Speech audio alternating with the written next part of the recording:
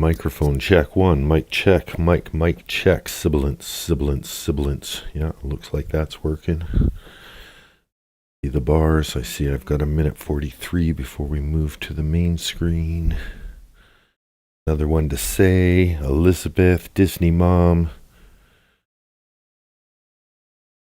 Christina Garcia, Kitten Pusher, all here before we've started. Early bird straight A students. Enjoy the fur baby reel. I think we've got one more playthrough of it before we get started. We'll finish with the snails. I really wanted to call the snail Gary, but snail has a name. On the screen too, when we get there. We name the snake. Yeah, better to what is it? Better to burn out than fade away? No. Whatever it is. I may be getting near burnout. I think I was wise to limit myself to a marathon that I knew had a clear endpoint. Gonna let this play through. Let's see. No, I'll wait to roll until I do my introductions. Better to burn out than fade away. Maybe that's it. The Neil Young lyric. I know that.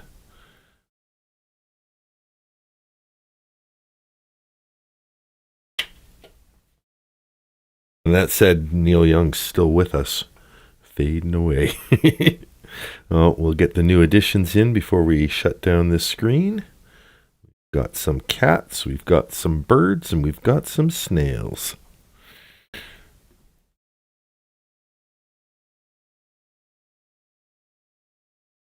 Hey, Beth, I think...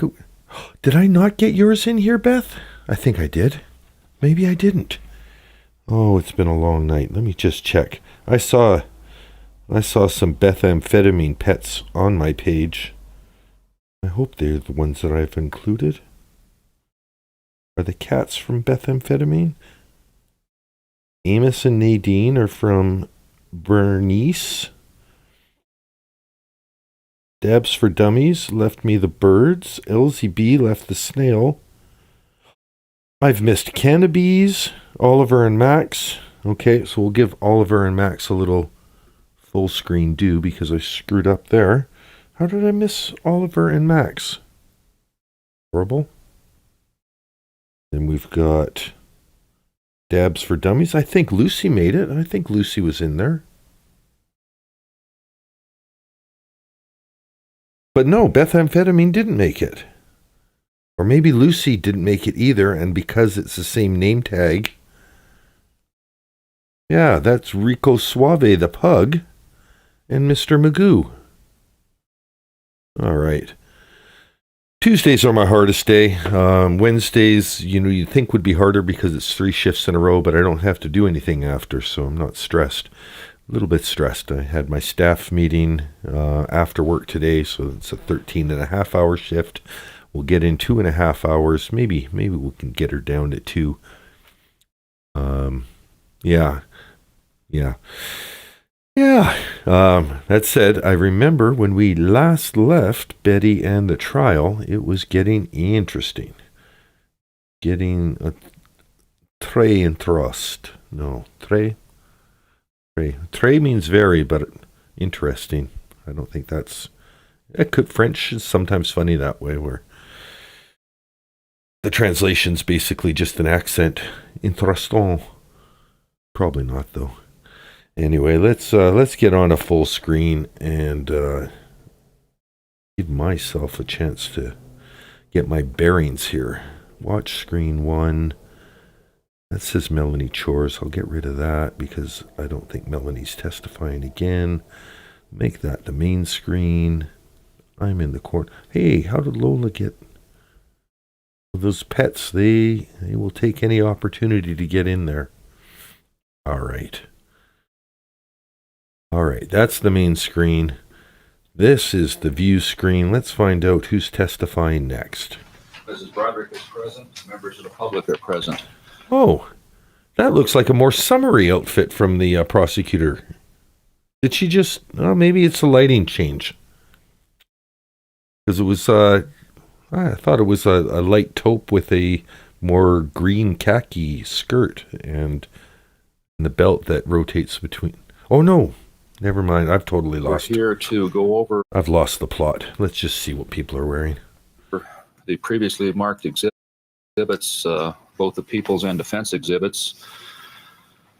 The record should further reflect that all counsel have met with regard to the exhibits, and I understand have reached agreement on some, have reached disagreement on some, and are uncertain as of now as to their position on the remaining.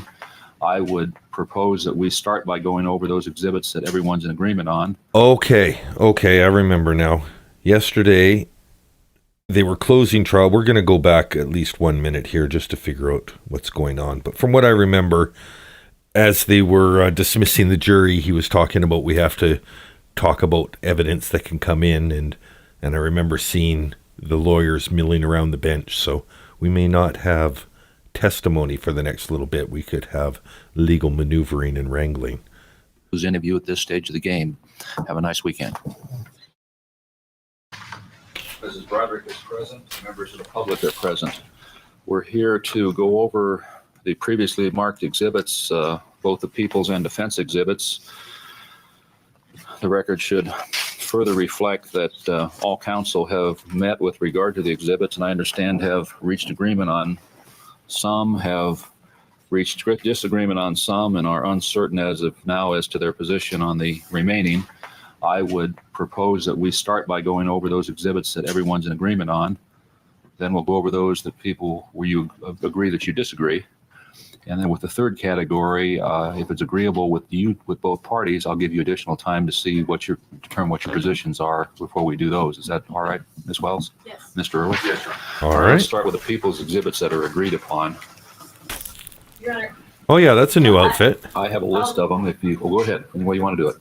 I was just All right, so Prosecutor Carrie Wells looks like she's wearing it's like a light and breezy short sleeve top. This is probably the most casual she's looked on any day of trial so far, perhaps because it is an evidentiary day. If I'm not mistaken, she may even, it's either her or a jury member. That looks like her coat. So maybe it is the same day of trial. I'm just going to change my shot here so that you can see the coat hanging over the juror's bench here. A little bit more to the middle. Yeah, so I think this coat here is the prosecutor's jacket, in which case she hasn't changed outfits. She's just made herself a little bit more comfortable. Centered. We want to be able to see Mary. There we go. Back. All right. Well, we've discussed what's below the jacket. Let's listen to what she has to say. just going to suggest maybe everything that's on this table is what we've agreed upon. If I just list them off and then you can cross them off your list. All right. Do that. They're not necessarily in order though. Well, that's all right. I can do that. If that agreeable with you, Mr. Early? What's that again, Rob? She says everything that you, both counsel have agreed on, whether the defense exhibits or people's exhibits are on this table.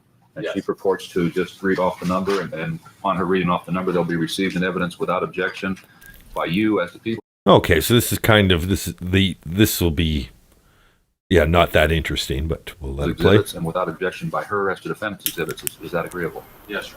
That's agreeable with the people. Yes. All right, go ahead. Do you have your people's and defendants separated? Yes, I do. Okay, 'cause, Yes, I do. okay, so I'll just start off. People's Exhibit 12. All right. People's Exhibit 26A. Hey, Super Kelly G. All right. People's Exhibit 26B. All right. 20. People's Exhibit 20. All right. People's Exhibit 47. I am 100% out of sorts. All right. People's 23. All right. I was fresh out of fucks, and now I'm completely out of sorts, too. All right. Fresh out of fucks and all out of sorts. Oh, that's not a bad bumper Yeah, sticker. Your Honor, that was brought in, and I don't know if we ever entered it. If we haven't, the spread, what we'll do is we'll stipulate that that's the spread from the set. They stapled to the spread, I think. Well, what I I'm can gonna do if you turn want, down- People's 17 was the mattress pad. If you want, I can mark the spread that was over the. They're bringing in the mattress 17 Or pad? something like that. That's fine. And Okay, both we can't sides turn it stipulate down too much. Foundation and authenticity, and I can receive it in evidence. Yes. All right, 17 is the bed spread received. I'll turn it down a little so if I'm talking over it. Yeah, mark and receive. And then I'll take the ear cups off so it doesn't sound so loud in my ears. I can't remember why I wanted to talk over it now. 14. Equals 16. All right. 13. All right. 15. But interesting that they're bringing in the mattress pad. Are they going to have to set up the whole bed to put the mattress pad out? At least all this evidence can I have be... no objection to you reading off his exhibits as long as he doesn't. Is that all Yeah, right, that's Mr. Rowley? fine. All right, well, that's Interesting that both prosecutors have taken their coats off, so they were probably doing some real work of like shifting stuff around during the break, because yeah, they're a little bit more casual. Would you like to read yours out? No, that's, I just want to make sure. Defense L. All right. Okay, that was the shoe. I saw Lily's shoe there.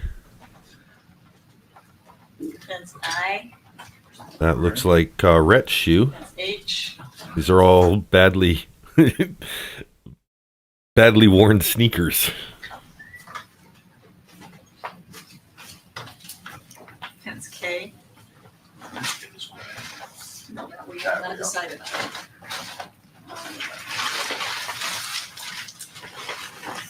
People's 11. All right.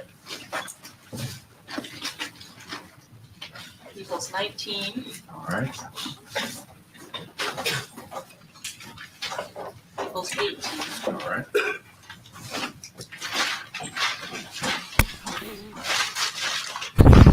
And so it's the story. Defense Triple J. Hey, Scruffy, good to see you. Thank you for joining the chat. Defense Double J. They're just admitting evidence. This first batch is stuff that they've agreed is fine for evidence. Next is coming up stuff that's in dispute, so that should be a little bit more interesting. I'll turn the volume back up for that. Excuse me. Double B is in dog. All right. Defense Double I. All right. Defense Triple E in dog. All right. Defense Triple E. All right. Defense Triple H. All right. Assless chaps. That would be a bold look. Bold look for trial. I think you could only get away with that if you're Afroman's lawyer. Then it's just like, come on. If you can wear that, I can wear pretty much anything, right? Afroman famously came in dressed in the American flag, and the prosecutor says he can't just dress himself in the American flag and claim to have freedom of speech. All right. And I'm sitting at home going, yes, he can. That's he did. Defense Triple G. That's what America's all about. Is this not America? Not even from America, and I know Defense that Triple B. that's what you do. All right. Bella's mom, I messed up. 24. Hold on, Bella's mom. I was showing off the... Was that part of it? Was? I worked a late shift last night. I had a staff meeting this morning, and I don't know how I screwed up, but I missed Defense Triple C. both yours and Beth of a Salesman's post. And Dabs for Dummies. So Lucy, Cannabis, Yes. All right. and Detective Wobbuffet. See this... Yeah. All right. Bernice, they're in. Dabs for Dummies got in. Oh, Dabs for Dummies, I just got your birds in, that's all. That's a letter From from. Don I missed Lucy. That's G, double G, double G. I missed Oliver and Defense Max. Double F. All right. Defense Double E. All right. Defense Triple F. All right. Defense U. You know what, I can even get them in the mix while we're going. Defense O. Oh, but that said, if you haven't sent them to me, Defense D. Oliver and Lady. I thought I saw Oliver. Oliver and Max. Defense double Y. All right. People's 34. Ah, well then it wasn't you. Good news, Bella. I didn't forget your pictures because you haven't sent them yet. People's 27. I will post a link. People's 66.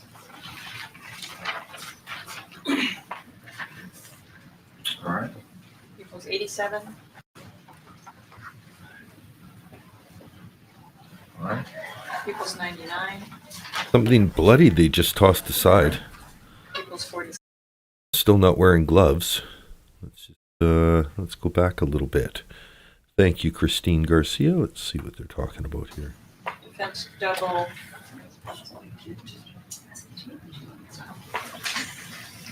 Tell me what it is, I tell Defense you. double G. That's a letter From from Don Edson. Mr. Edson. All right, that's G, double G to C. Defense double F.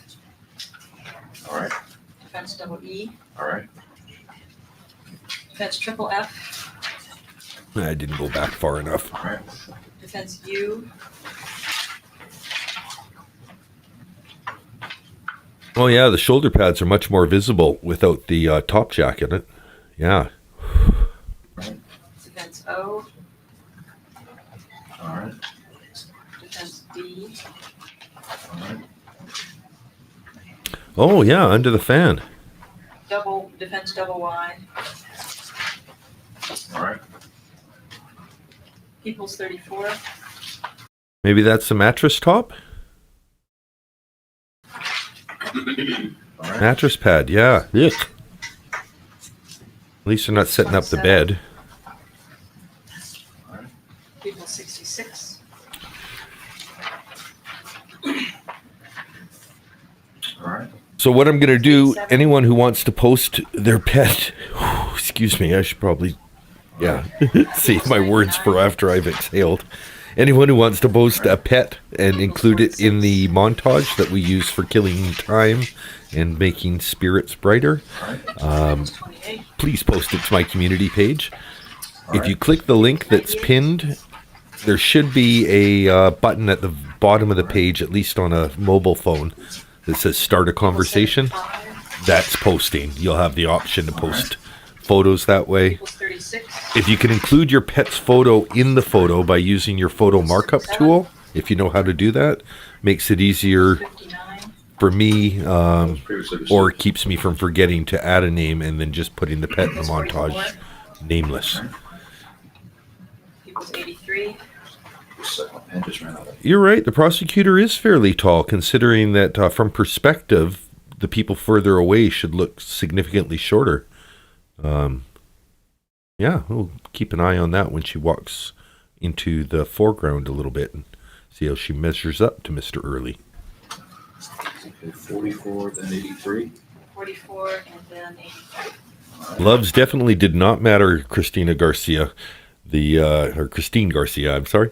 Yeah, gloves didn't matter. The day they had the bed in there and they had the top sheet pulled over the bed and all the bloody stains, the criminologist was just, pushing the ruler in it, hanging on to his pointer tool, putting his hand on the bed. Like, it was pretty wild to see from a standpoint of watching trials in 2026. Couple of those. People's 29. All right. Dan D, People's True 81. Crime, no spaces at yahoo.com if All right. your pets are nude. People's 73. All right. People's 69. Number of pets in the montage are wearing sweaters or People's something 39. a little less revealing. All right. People's 25. All right. People's 45. Those previously received. People's 111. All right. People's 65. All right. People's 80. All right. People's 56. All right. People's 72. All right. People's People's 68, All right. People's 30, All right. People's 33. All right. Okay, we go through the ones with the What about the red? sort of mess. Other one.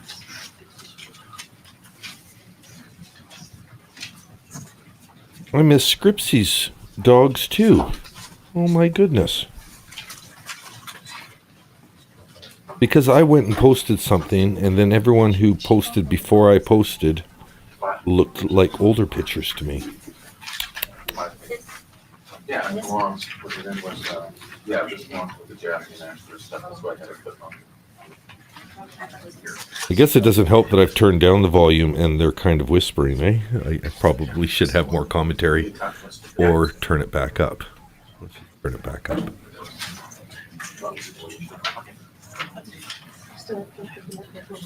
I thought so, but maybe not. Maybe I thought he must have been late. Yeah, still just chit chat, but now it's louder. Okay, that's it, okay. What, do you want to omit this in here? Yeah, I'm gonna ask. So it seems like they're now maybe making agreements on some of the stuff they were not in agreement over. What? We have another case where you can use it. You want to keep going with photos or? Sure, I'll go with photos. All right. So Carrie's like, I'll do the table stuff and then I'm sitting down. Right, all right, go ahead. You got People's 3, all right?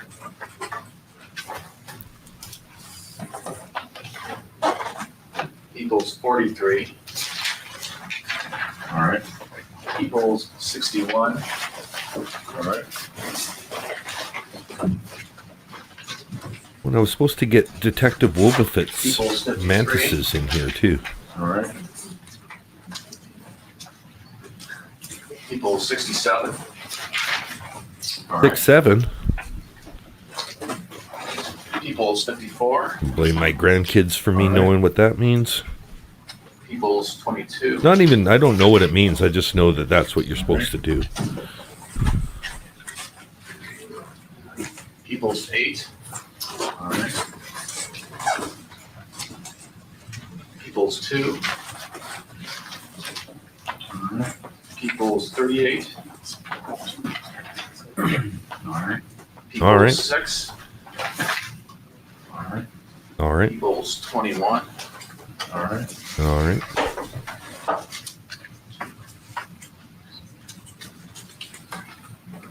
So good. Now, so what I did post on my community page, there's a link. Has anyone watched the channel Nate the Lawyer? Fun channel. I just subscribed last night. Recent video 2 days ago. Woman offers sex to a cop. He takes it and leaves DNA in the back seat. It's like a 13-minute long video and kind of funny. First off, the guy's name is Officer Hare. And we'll see if you can even... He's bald. His name's Officer Hare. And yeah, the woman propositions him, and unlike every cop you've ever heard on body cam that says, no, I'm on body cam, don't even, ask that. He says, you shouldn't be saying that right now. And then his body cam goes off for 20 minutes. Then he manages to lock himself in the back seat. So he has to call for his supervisor to come unlock him. And then he's trying to explain how he got into the back seat. Like, oh, she was passed out. I was just trying to, give her CPR or wake her up. Anyway, 13-minute long video, or 13 and a half. It's on Nate the Lawyer's channel. It's also on my community page. So if you're posting a pet, scroll down a little bit. Maybe even sort by newest so you're not missing anything. But it's one of the newest ones up there. Why was I on pause? That was kind of stupid. They're barely talking. Could have just done that, but oh well. Today is the day to just roll with it. That's what we're doing. 62. All right. People's 9. All right. People's 7. All right. People's 1. All right. I'll wait until they testify for me to add those pictures to the montage, but I think I have everyone's pictures in. No, I'm totally lying. People's I'll have 31. Stormy and Sky in. All right. People's 10. Once I get all the pictures in, then I will People's wait for 64, testimony I believe before we have a stipulation I as edit the regards montage. 64 that it Multitasking. accurately, fairly depicts the condition of the bedroom, including the condition of the windows and shades attached thereto at the time that No, they made it in. Detective DeGelder, now Sergeant DeGelder, came into the bedroom that morning on November 5th. So stipulate, Mr. Irwin? Yes, sir. All right, so that's stipulation. Bella's Mr. mom is in the Stipulation mix. on the jury. Yes. And there is Your Honor, sweet Bella. We have double H in all the numbers, but I think that Wells wants to check the. It's a good time to upload your pics because there's really not a lot of Display board you have over here, I assume there's no. super projection. compelling testimony. Let me know if there is. No, you're off. We got a few more That's not photographs good. over here as well. Screens. I'm just gonna move these back over here so they're Sure, it's fine. Jack, you're gonna get some more. Yeah. Where'd you go, Bella? We got People's 32. All right. Oh, the green screen has a hard time with the picture. All right. Lady. 39. Defense. No, that's yours. The People's 85C. Lady looks like a lovely dog. 85A. All right. 85B. All right. Aw, Oliver. People's 63. All right.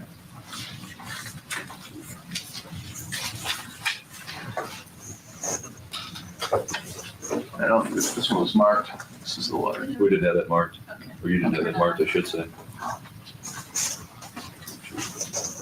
Okay, I'm caught up with the pets.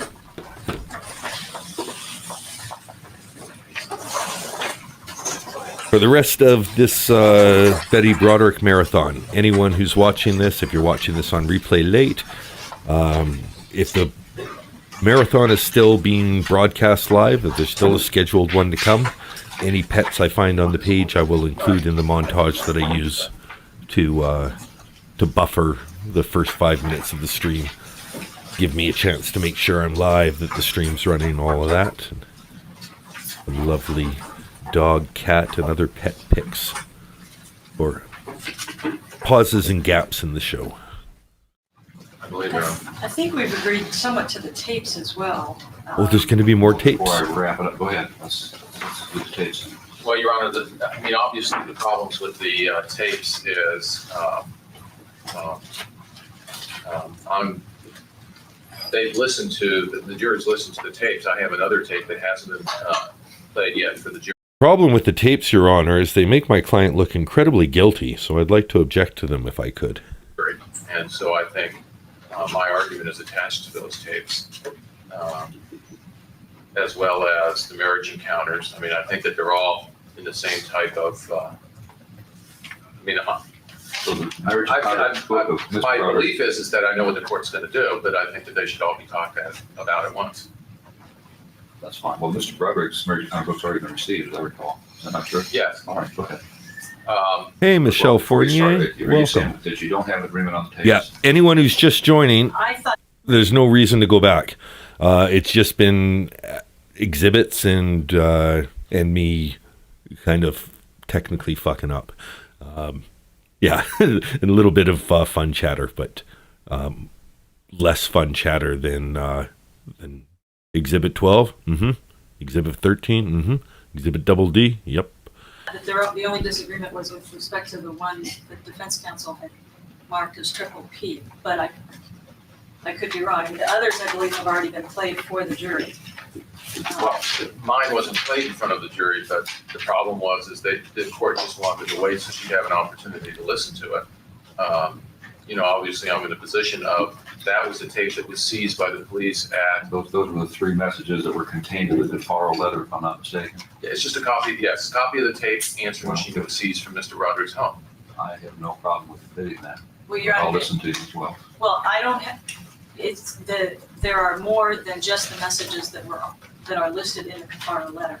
If we're just going to be introducing the tapes, the copies of the tapes that are transcribed in that letter. I don't have objection to that, but there are other messages and there are, actually, I haven't heard the tape yet, but I believe that there's the voice of Linda on it after putting the tape on, which I think is irrelevant. So if we're just talking about Well, we're the just jury talking, actually hearing the messages that are transcribed in that letter, I don't object to that. The rest of it, I think, is irrelevant. I don't know what else is on there, but as to those three, I think they are relevant. Mr. Early, did you want to put anything other than those Lurked three and in? Luther's All I here. want to do is put whatever messages are. Thank you for saying Into hello. that letter? I don't know if it's whatever messages are left. Speaking of on that hello, tape by hello, Elizabeth Broderick. I baby. have no idea, Mr. Early. I haven't heard it, but I understood what you were offering or what you want from the jury is the actual message, those three messages that are referred to in the file letter that your client received immediately prior to the. Well, I'll have to listen to it again. I know this is the tape that contains those messages. So anything that has to do with Elizabeth Broderick's voice on that tape, I will. Why don't we? Why Why don't we do it this way? Why don't we'll not deal with that tape right now. I will tell you both that those messages, if offered by the defense, will be admissible. Then maybe what you should do is take a clean tape and put those messages on a separate tape so that we don't have whatever else may be on there going to the jury. I'm sure that I can have technical department do But that. let's listen to the tape first and see if there's something else he wants other than those three messages. Or I guess we could add anything else at the end if you want to. but I know that That's what I'm objecting to. what I'm saying is that's a tape that sees from Broderick home. It contains messages from Elizabeth Broderick. All right. I want just the messages from Elizabeth Broderick from that tape.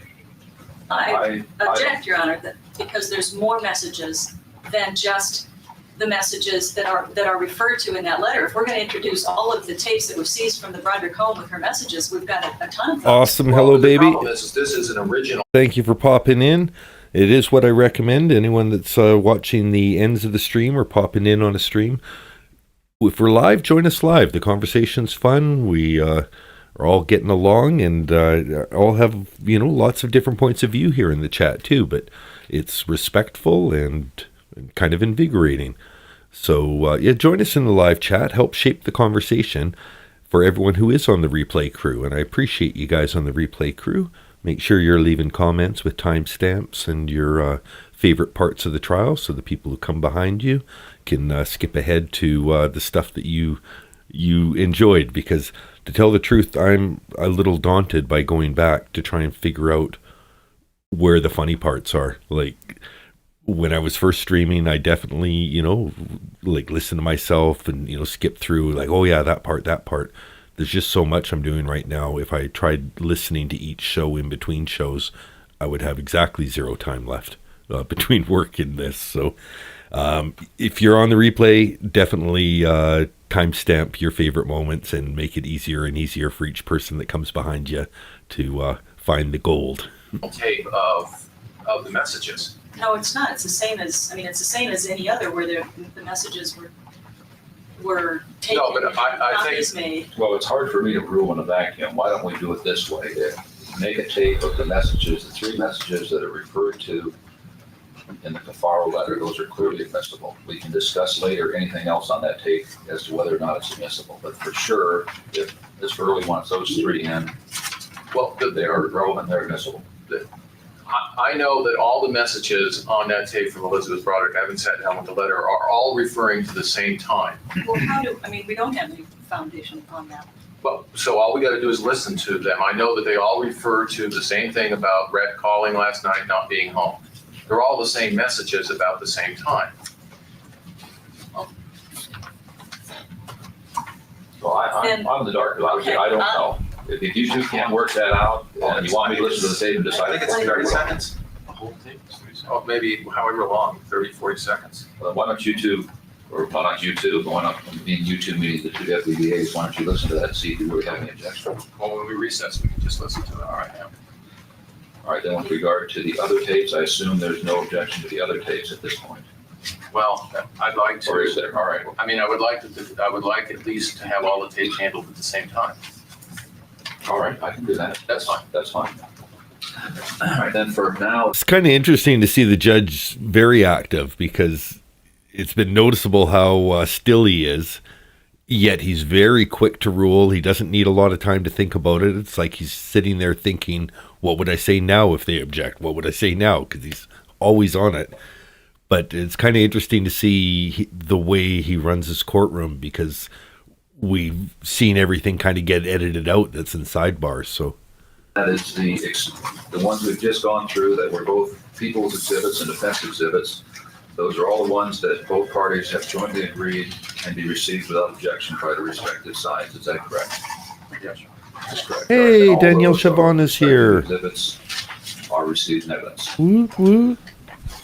Now, there are some, I believe, where you Little update for as you're coming in the room, Danielle. It's all been evidence so far today. They've just been discussing different things that they want to get in, which is weird at this stage of the case. The defense only has today left of testimony. I don't know that we'll get through all of it today. I'm going until about 1 o'clock Pacific time. Then we'll watch the rest of it on Wednesday along with the state rebuttal with Dr. Park Dietz. So got that to look forward to. Also, Danielle, since you just got here, I'm going to throw the montage of pets on for you. All the Dan D True Crime pets are being posted to the community page and included in montages for slow spots from the trial, just like this. agreed that you disagree, I guess the best way to put it. Correct. You want to start with defense ones or people's? How do you want to do it? Might as well start with mine. We can start with some of the defense. I have the same objections that I had last time, but the bulk of the photographs is Elizabeth Broderick. There's this series of them of 1, 2, 3, 4, 5, 6, 7, Okay. 8, 9, 10, 11, 12, 13 photographs, and I believe that the photographs are cumulative, Your Honor. Well, let's take a look at one at a time. I'm sure I'll rule pretty close to the way I ruled last time. The ones in different time frames I think are clearly admissible, but we don't need several from the same time period. Your Honor, if you'll just recall, at the beginning of this trial, there was an objection as to my use of the board and only putting on the board the photos that were admitted last time. Those are the photos that were admitted last time. Those were not, there was another 5 to 10 photos that I didn't even try to introduce because the court told me that don't even try. Also, don't try because it was cumulative. Right? Yes. That doesn't mean that these aren't cumulative as well. Let's see if we can do them in some orderly fashion. A black and white photograph double in with 4 boys is received. It's four children. 4 children, I'm sorry. I apologize. There are other pictures of the 4 children. I'm just curious as to the relevance of having more than one picture of the 4 children come in at different ages. There's another picture in there of Elizabeth Broderick with her 4 children.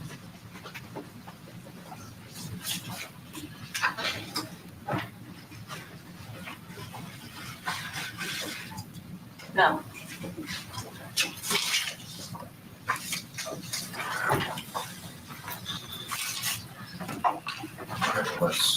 Let's back off on double N for just a minute. Let me get all of the pictures with the children, try to handle all those at once. All right, we have the defense double A, which is Mrs. Broderick with Rhett and the rest of the soccer team.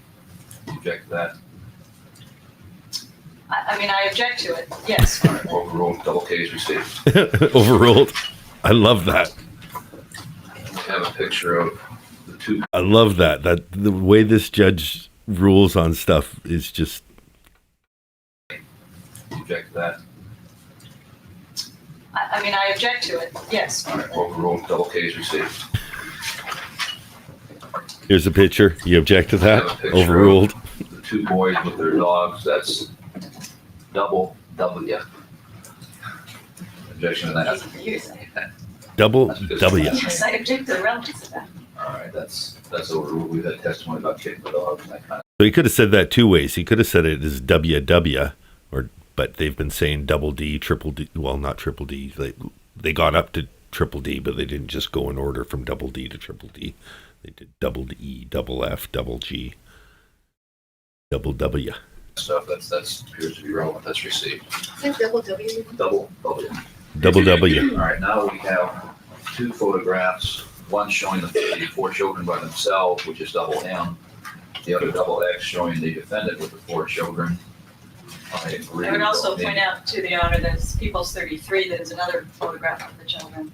Now, they're substantially older, with a substantially older than that one than they are in these. And that was put in for a different reason. That's the one that has the X through it. Yes.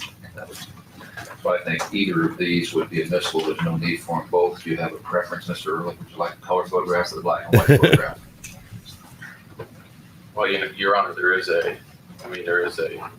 4 to 5 year difference in years in those. I want both. The children aren't an issue in this case.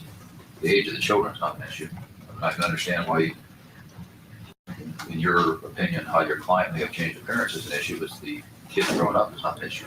The color one, obvious, Your Honor, as we would prefer. All right, then we'll admit double X.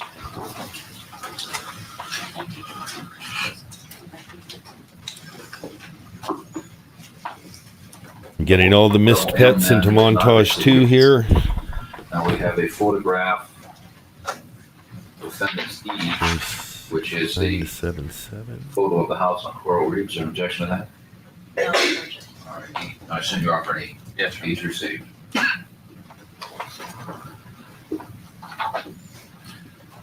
We have a photograph of Mrs. Broderick and Brian Forbes, defendants A, that would appear to be relevant. Do you object to that? yes, what's the relevance?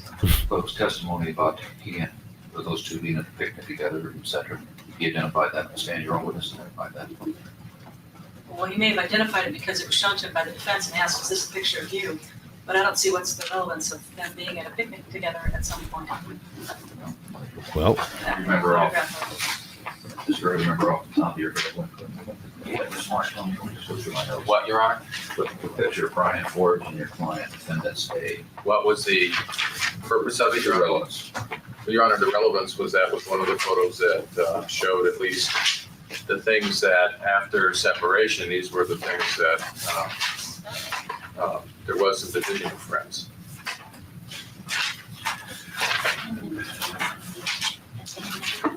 And the other thing was, is, Your Honor, that, and I asked, and Elizabeth Broderick testified that was a summer vacation, and she had testified that Dan had not taken those vacations with her in the past.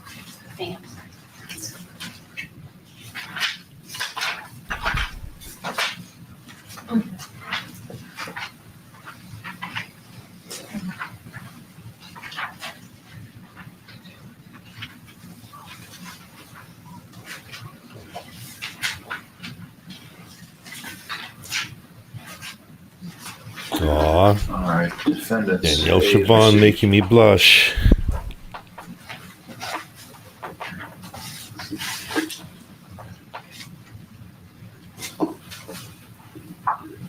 I didn't know you were born and raised in South Detroit, Detective Wolbethit. Thought you was from Mrs. Poland. Broderick was during the time, I believe it was defendants AA during the time that she was doing the child care. Is that correct? That's what that is? No, I was working with some charity groups. Ah, Mom of Lola's in the chat. Hello, Mom. All the people are getting along, Mom.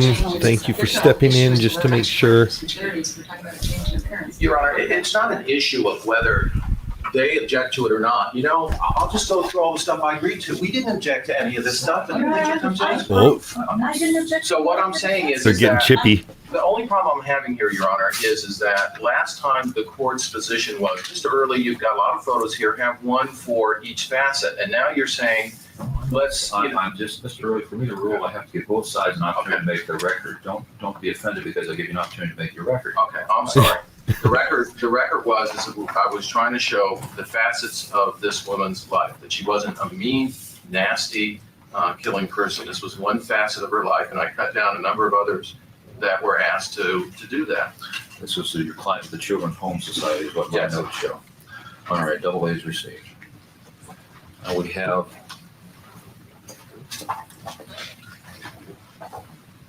three single photographs, or photographs showing only your client.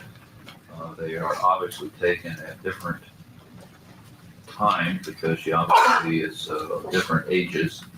We'll start with Detective Wolbethit is on a with journey. Z, which is this one was obviously, I assume when they first moved out here, looks like she's considerably younger. I Yes, think that's appropriate. Do you have an objection to that as well? Yes, Your Honor. To me, the issue, as I understood it, was a change in appearance from pre-separation to post-separation. And what she looked like when they first got married, to me, seems irrelevant. All right, objections overruled, Z's received. We have double L, photograph taken of the defendant in July of 1985, which is right at the relevant time frame. I think that picture should be admitted. Do you have an objection? Well, there's two other pictures of her in 1985. I believe that all three of them should not come in. Overruled. What are the others that were taken in 85? If you can help me. That one that you're holding right there. The portrait, that's double B. And there's this one that's already been marked as 68. Well, 68 and double B are pretty close to the same, Mr. Early. Just a profile shot versus a facial shot. They're both color photographs of your client. Why don't you show him 68? They look like they were taken at the exact same time. That's what I say. They look like they're pretty. I still object, Your Honor. We know he's going to object. Wait, what?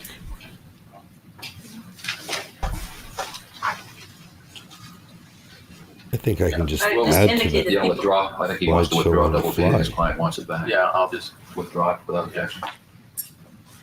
Withdraw that without objection, Bill. All right. And- All right, that double B is withdrawn without objection, withdrawn by the defense without objection.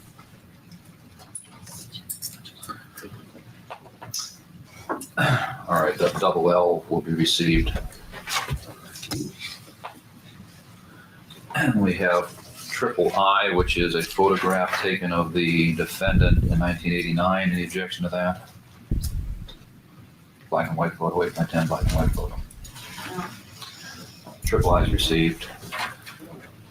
Have defendant's double C, which is a picture of Daniel Broderick and Mrs. Broderick prior to going to the Blackstone Ball, I believe in the late 70s, but I didn't write down the year.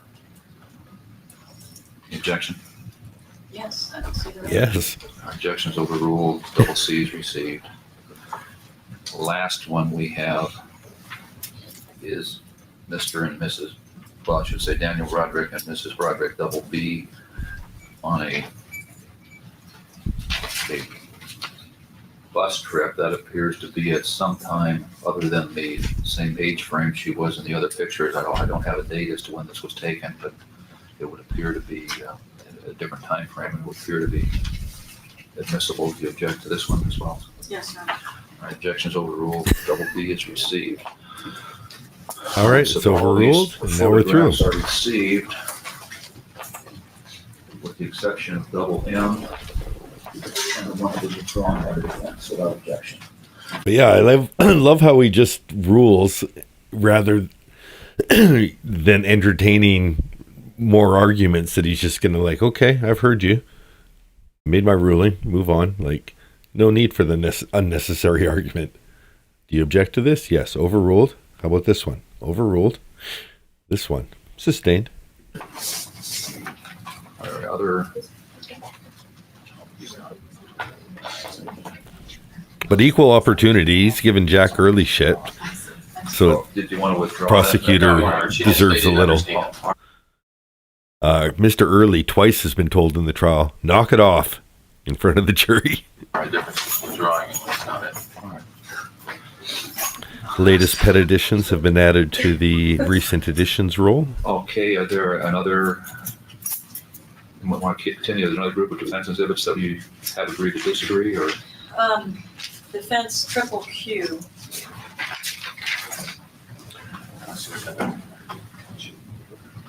That was a letter that has a received stamp of February 16th of 86. I don't remember the testimony regarding it. It's off the top of my head. What was it? Your Honor, this is a letter that shows that there was contempt hearing scheduled before the contempt hearings that were on board. Just shows they were scheduled, but nobody went to them. Is that No, The gist of it? it just shows that there was that there was a hearing and they were scheduled and that they were continued. I think that's a hearing where everyone attended. It's a letter, Your Honor, to Judge Jones from Jerry Berry. It was copied to Tricia Smith, William Glucksman, and Daniel Broderick. It's hearsay. Well, I thought we had already dealt with all the items in the divorce file that you wanted me to take judicial notice of anyway, so I really don't see the relevance of this. I thought we went through that pretty thoroughly. Well, there was some that there was some questions about whether there was actually a contempt hearing or not. This was a letter that there was actually a contempt hearing on that day. And the only reason it was introduced is because Mrs. Broderick was asked on the stand about whether there were other contempt hearings that were had. I showed her the letter. I mean, she identified that date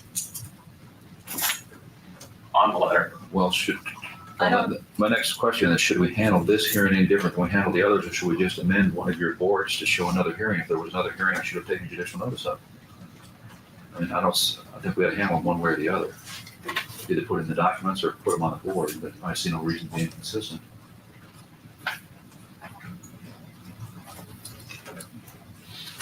Yeah, I don't see that this indicates another contempt hearing. It says, I scheduled a contempt hearing in your court on the day of the reconsideration on February 22nd. That was put off to another day. Right. The question asked Mrs. Broderick, these were the only 4 contempt hearings she went to. That's a contempt hearing she went to. Just didn't go forward, that's all. But I mean, it was just another contempt hearing. Well, is that on your date there of the hearing for No. reconsideration? Just another contempt hearing. I think maybe it was Contempt just a hearing. matter of semantics. They didn't actually have a hearing. Put on contempt hearing continued. Maybe that's the way to handle it. I think that's the way we handle the others. What's the date of that? Is that the 9th? There is one on here. Is that the 9th? Monday, February the 9th. Yeah, okay. Yeah. So it's already on there? All right. All right, then based on that, triple Q is not received.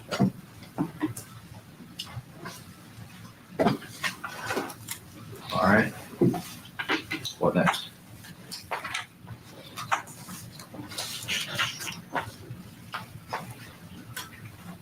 Well, we have the marriage encounter of the defendant that I'm objecting to. The marriage What letter encounter. is that?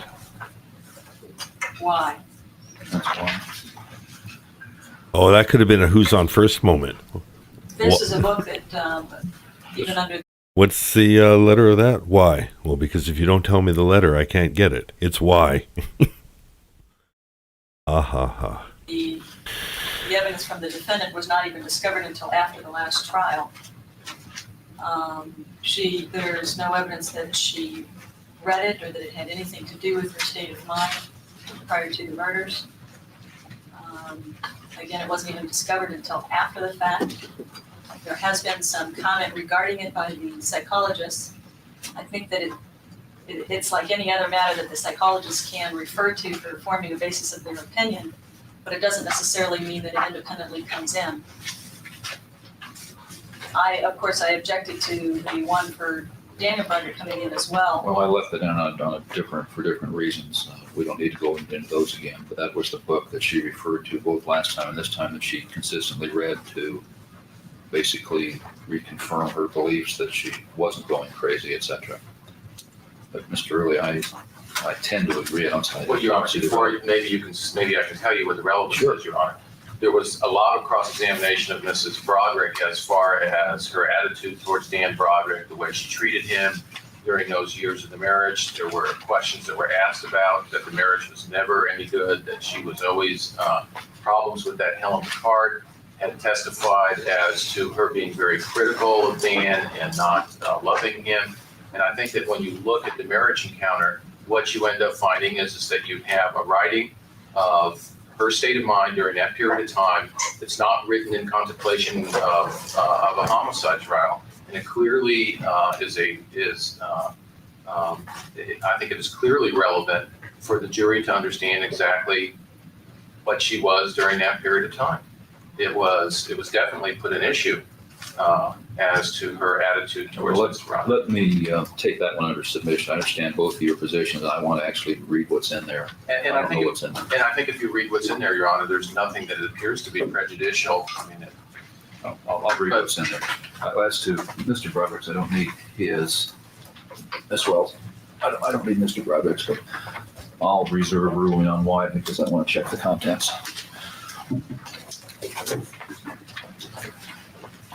All right, we'll go on to another exhibit. I object to defense AAA, which is a letter from Mr. Berry, no, excuse me, from Tricia Smith to Mr. Berry. All right, well, my notes, And it was, that's one of those I put a check mark by that really nobody laid a foundation for it. that's correct. It's a 3-page letter dated Hey, November Zeke, guys, 15th, Damie, 1988. Ocean Sounds, good to see My you. own notes indicate that at the time, there was no foundation. Your Honor, I think that we do have a whole series of letters that were by both sides, and that was one that was given to her as in regards to problems with discovery. Well, I object as far as the foundation, I object as far as that it's hearsay. I believe it's prejudicial hearsay.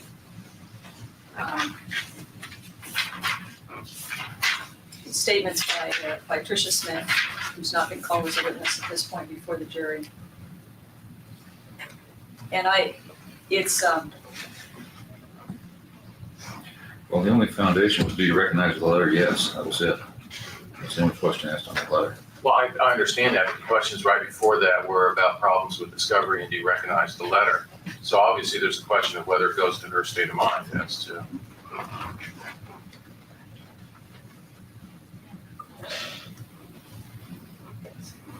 well, she testified that she felt, that she believed that there were problems with discovery. I mean, if we're gonna mark this to come in, if we're talking about problems with discovery, then I also think that the deposition of Dan Broderick ought to come into evidence so that the jury can see what discovery was actually turned over at that point. I could almost hear her. Take a look at the letter.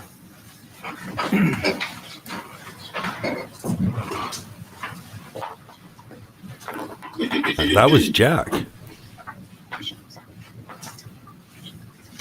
I'm rewinding this. It's being I can offered for its just truth. barely hear it. Okay. Pause. Oh, that's a face. She's not happy with what's happening here. I'm going to turn up my headset without affecting your volume. I don't think I'll affect it.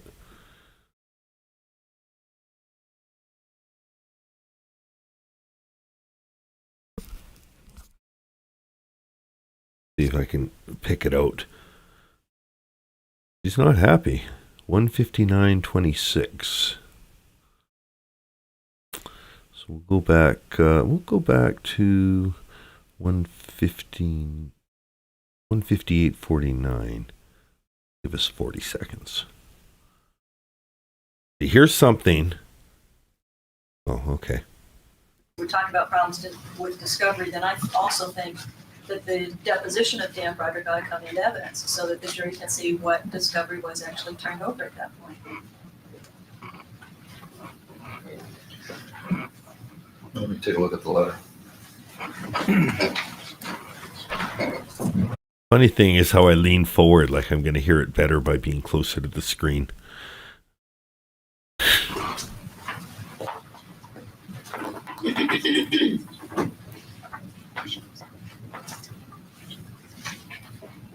It's being offered for. It almost reminds me, if you're a fan or if you've ever watched that Big Brother TV show, it kind of annoys me because every time I'm watching it, everyone talks in exactly that voice all the time in the house. If it's ever anything to do with the actual game, it's these hushed whispers that, you know, I understand the gameplay element of it, but from a TV perspective, it's a little annoying. It's truth and it's hearsay. Who's the whistler? I don't think any time's cut out because Betty looks exactly as she did a second ago.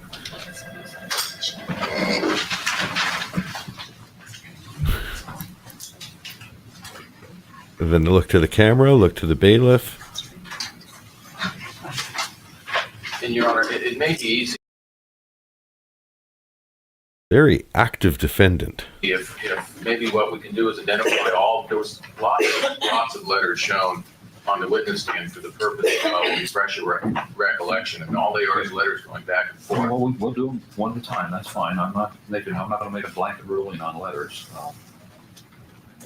And I believe counsel's right. I think if letters are just shown to refresh recollection, then the letters don't come in. Whatever's shown for refreshing recollection does not come into evidence. But I think he's right. I think it works both ways. I think he's right and it works both ways also. But I don't think I want to make a blanket ruling as to all letters. No, I agree, because some were asked just to refresh recollection and some were for no reason. This AAA will not be received. This was just the one foundational question that was asked. Clearly is offered for the truth of the matter stated. It starts off with, I'm writing this letter, make a last final demand for discovery. Tricia Smith is the author of the letter, has not testified, and there's no indication as to what any response was. So I'll not receive AAA on the basis of hearsay and the basis of lack of foundation. If you want to call Mrs. Smith or whatever and make a better foundation, I'm not saying it might not become admissible, but for now, AAA is not received. Next. Defense double P. All right, that's a one-page letter, January 28, 1986, from Mr. Broderick to Mrs. Broderick. Yes, and I just, I'll withdraw, Your Honor. I don't remember why it was introduced at the time. All right, without objection, I assume, Ms. Wilson? yes. All right, that's withdrawn.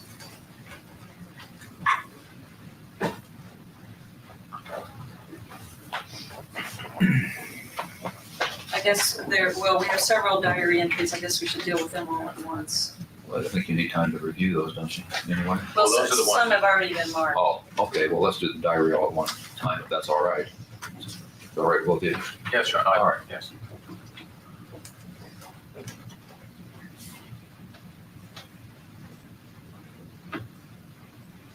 That's what I keep hearing too, Defense Beth of a triple salesman. K. They keep talking about the marriage encounter. And I think any kind of encounter sounds a little like a dalliance, like you know, they went out and, you know, oh, we belong to a group called Marriage Encounters. Would you like to come over for dinner? Go over, there's an upside down pineapple on the front door. It's simply a letter that's One-page document response to the Oh. defense.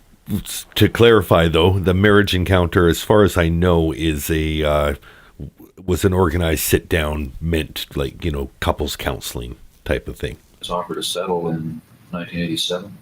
correct.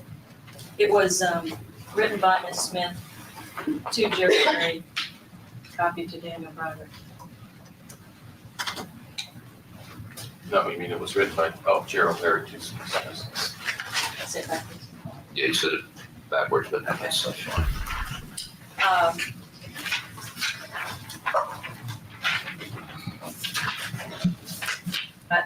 I don't see the relevance of it first. Well, one problem I noted at the time was that it doesn't have a whole lot of meaning unless we know what offer was No, rejected. that's right. That's because I saw the problem with that at the time, and I don't recall anybody ever marking what the offer was unless I missed something. That has not been marked. It was my, if this is to come in, then I would want to introduce the offer. Well, And I think that's, in fairness to everybody, I think that has to be. It doesn't do much good to say I reject your offer if we don't know what we're rejecting. So this is your exhibit, Mr. Early. well, I'm gonna need to put the defendant back on the stand to identify her offer. Well, she may then stipulate that. That's what I'm going to ask Mr. Early, or he may not want to put this in. I don't know. That's, But I talked to my client about that. I just have to go through the testimony and see. I'd like to look at the transcript and All right. see what the questions were asked surrounding that. all right, I'll just reserve ruling on that for this point.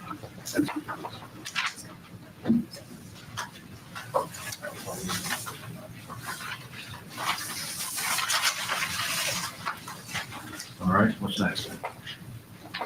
the defense W, which without reference to the details, is I'd like to approach sidebar with respect to this letter. Well, I know what that letter is, and that letter is not going to be received.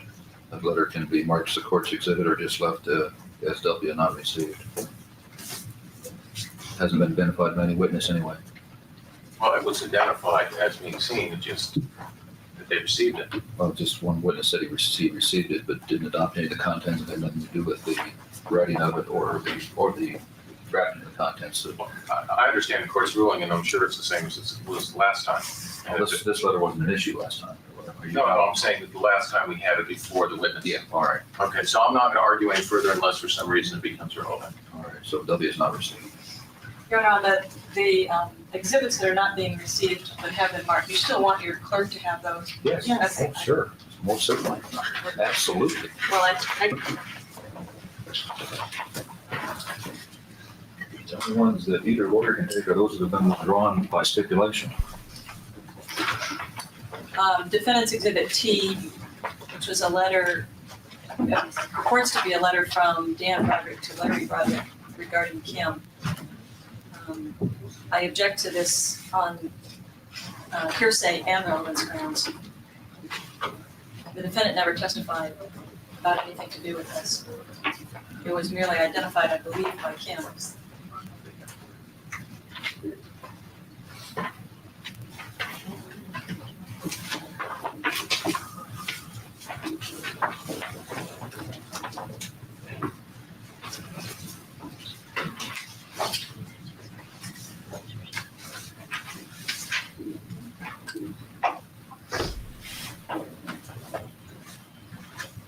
That would have been during Kim Rogers.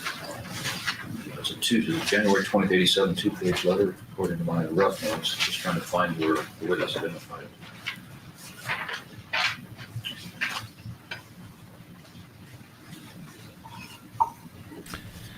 Oh, so while we have this gap, I'm just trying to put up a picture that's going to have a screenshot of my community tab. It's from an iPhone, but I think the phone and iPad display similarly. It's going to have a big red arrow pointing to where I think the create a post part is.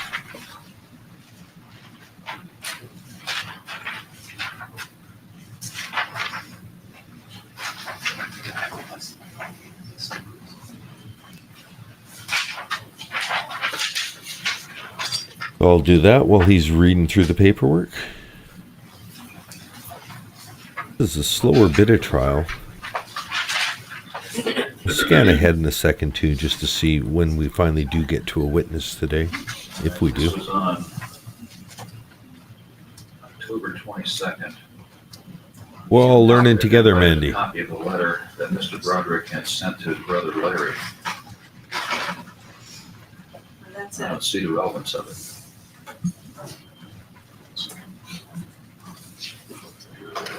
There's a lot of people, I think, that posted pictures for the very first time. That's the first time they've ever made a community post. Yeah, my offer of relevance was, Your Honor, that was in regards to her You were testimony that, among good company. relationship with the father and I asked her about with that, the way they communicated, was she upset about that? Let me see the letter. Good.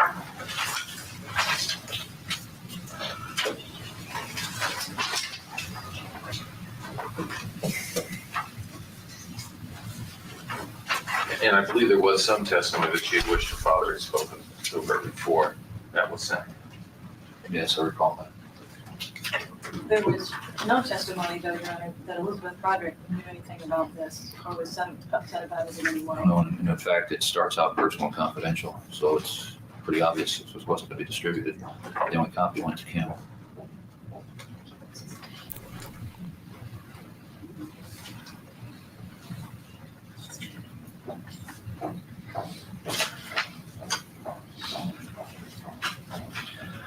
All right, T is not received.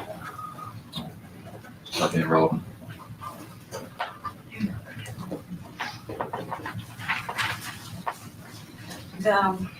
Defense double O, there are a series of letters from Danny and Rhett to Elizabeth Broderick from camp.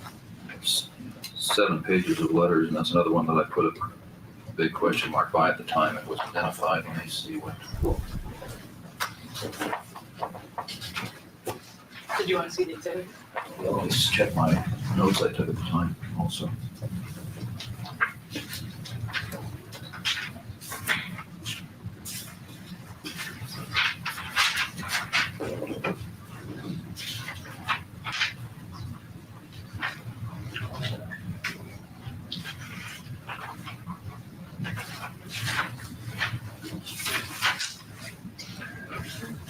Let's see, that was identified on November 4th.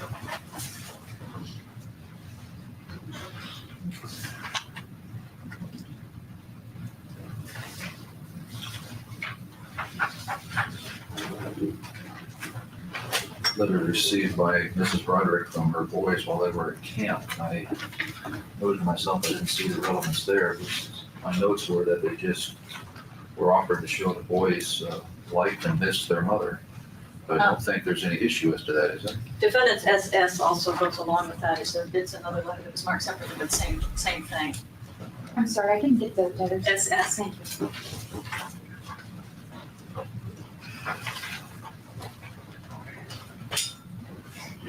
Oh yeah, A to B's. That is, if that's news to you, that's interesting Sarah content too. You remember Sarah had, it was not an upside down pineapple. It was but it's still a pineapple on the door, which, you know, I could see Sarah just getting it wrong and like, oh, I heard that's all you have to do. But apparently it was a code for swinger couples, and the most common application of it was RV parks, or, you know, people who'd be parking, camping or whatever. You just hang a upside down pineapple, usually a logo like a sticker or something like that. You have that displayed on your RV. It's kind of like a subtle signal to those in the know that yeah, you're interested in having company for your trip. I have reviewed double O, the letters, but they're actually, they all start out with Mom, I miss you very much, or Mom, I miss you a lot. I don't think there's any issue as to. But it does put into perspective why Sarah would have a pineapple covering the 3 in her door, like 3. That is, they're offered for some other purpose, or John, they were brought in last time.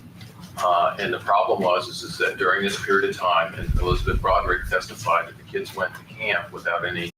Wonder if, like, Sarah was putting the pineapple upright to indicate, like, no, only one of us gets to swing.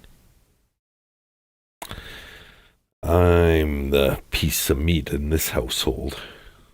Choice from her, and she was upset that they were away during a time she wanted to see them. We're obviously writing to her, asking for things we normally ask the caretaker for. I think someone has whistling teeth and is just doing one of these, doesn't realize it, but just having an exhale at the wrong time. Because who would whistle in court? Which she wouldn't have been at that time. what was the time frame? None of these are dated, and my notes at least don't reflect anybody testified as to the date. Summer of 85. Summer of 85.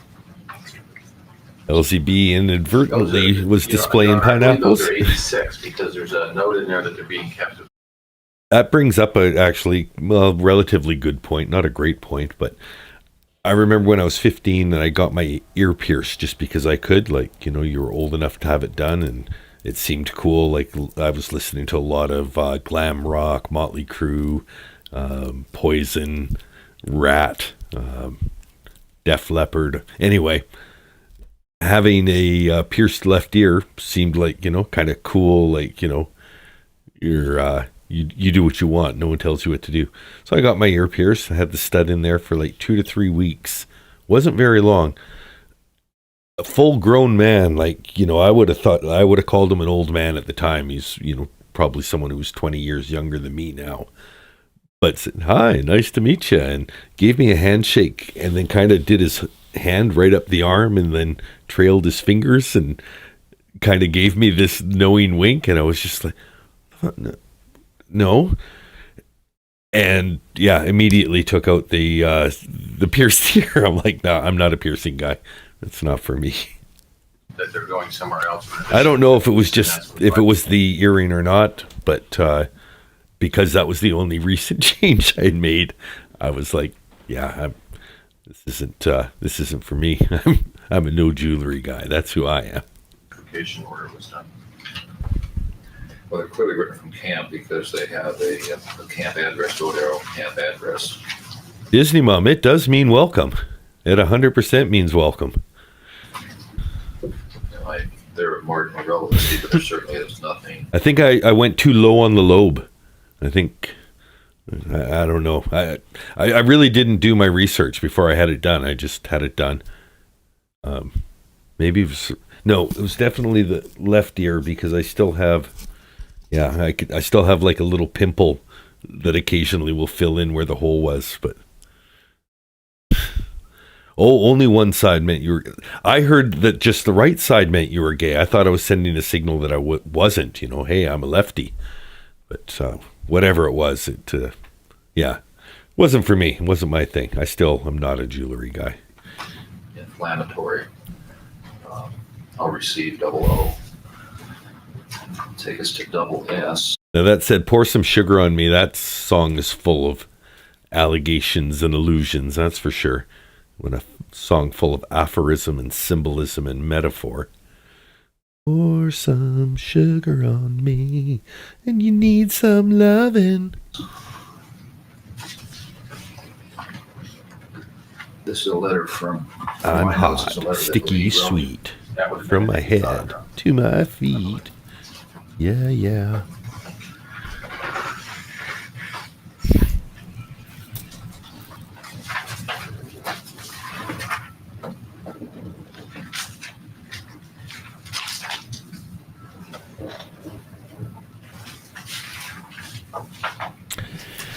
Yeah, quiet day in the courtroom, but this suits me, I think. Oh, I was going to scrub ahead and just find out how much longer we have of this.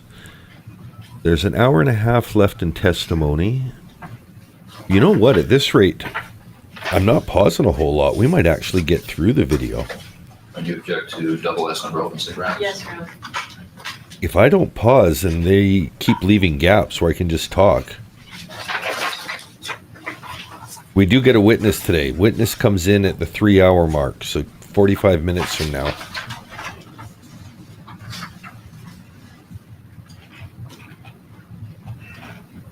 Two witnesses. There's another one at about 3.5 hours.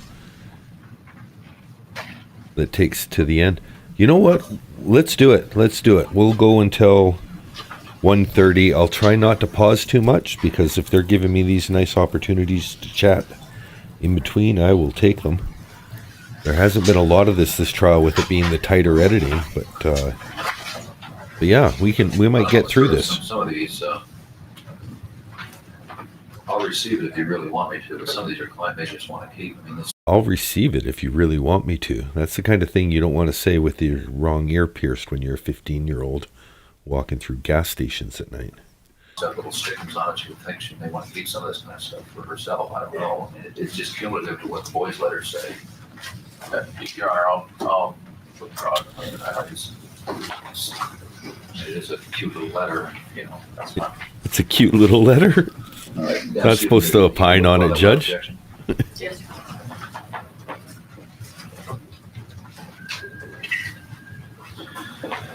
What else do we have? Defendant's P, and I thought that the court had already ruled on this when we were at sidebar that this was not relevant and not to be admitted, but I don't know. That, yes, I did. Okay. And also it was never identified, there was never any testimony allowed as to this, so P is not received. At this point, Your Honor, I've got a few more that I'd like to review before we talk, so maybe Mr. Lopez can deal with me. All right. Your Honor, I do have an objection to 112.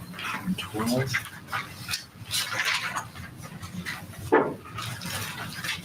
I really didn't list the Reader article, January 1989. I'm not quite sure Good thing about getting through all this today is that it can be all parked deets She tomorrow. testified that one of the things that she was so upset about was the comment that Mr. Broderick made in this article.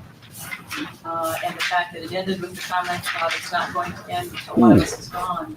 There was direct testimony regarding that. I'm going to do up a poll about the finale on Saturday. Regarding the effect of this article on her, that it's only fair that the entire article come out.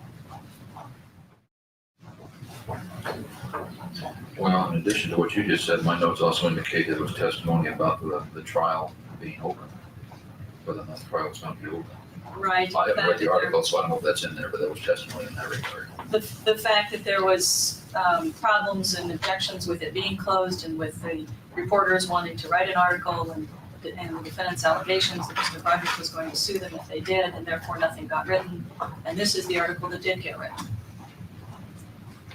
The testimony is that, and she was asked directly that there was a watered down article written that did not, was not the article that originally that she talked to him about was going to be written. The article is just full of hearsay and it's full of the reporter's conclusions as to who they either think is at fault or things about their opinion as to what's going on in the case. There's obviously no difference to that in any other letter that was shown to Mrs. Broderick to say, wasn't this said in this article or wasn't this said at this time? Let me take a look at it. And Your Honor, there are areas that have been highlighted. Counsel and I have already agreed that in any documents that have been highlighted, we'd obviously be giving a clean copy to the bar.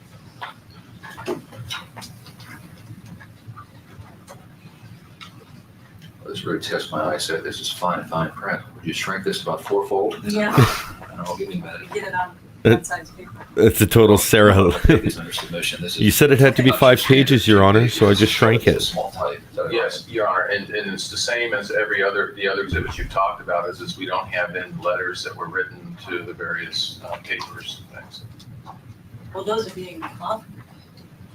Well, let's just deal with them individually. I don't like to get in the Right. idea of lumping things. Let's do them one at a time. All right, I'll take that one under submission along with the, What was that number? Your Honor? that is 112, People's 112. Let me make myself a couple notes here for a minute.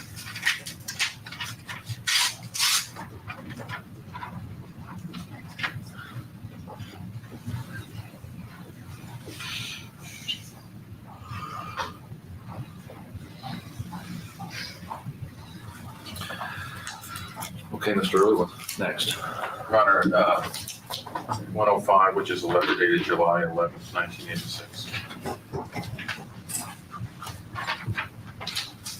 You know, that was just showed to her to refresh her recollection as to the date that she might have pulled an antenna off the cars. And upon seeing it, I think she said she remembered the date, so I don't know what the relevance would be. Well, that was my recollection of that letter.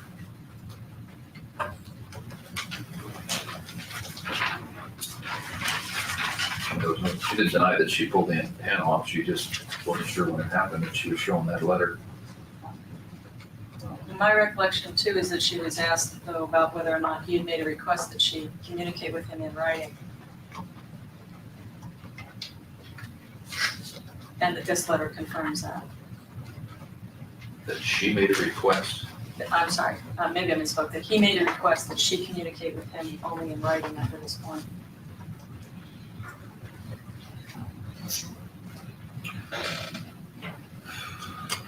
Did she deny that?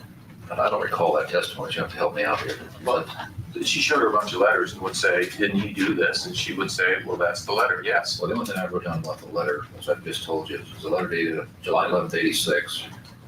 To refresh memory as to when the antenna was pulled off the car, and Mrs. Broderick made the statement, I'm surprised you have that letter, I thought I tore it up.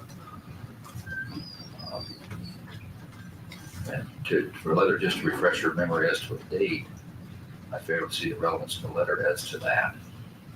Okay. So that is 105 is not received.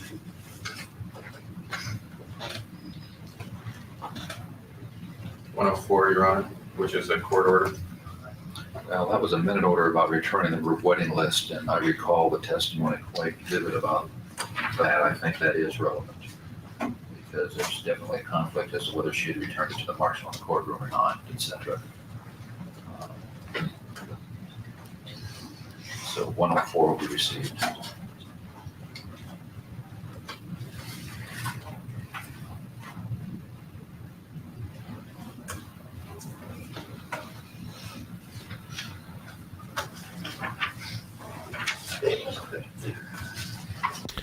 This feels like time for 104 is the kind of a thing I pet think montage. I am required to take judicial notice of it. Since it's an order of a court.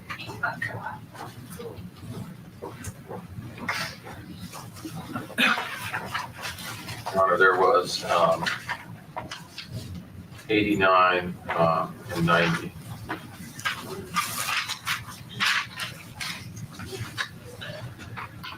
Let's start with 89. That's a bill from Adelaide's Florist, December 31st of 85.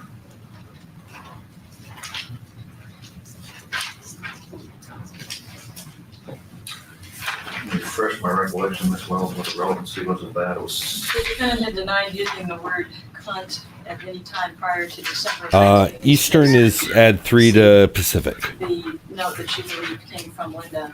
And this letter is dated December 1985 with the word cunt on it. Your Honor, there's a problem with that though, Your Honor. We know that we don't know when she received it or when well, she sent we it don't back. know when she wrote that on the bill. No, but we do, Your Honor, and that's why People's 90 was marked, because People's 90, which is dated January 24th, 1986, which was sent back to her, which she acknowledged receiving, refers to her comments on that Adelaide's bill. I can show Where she wrote cunt.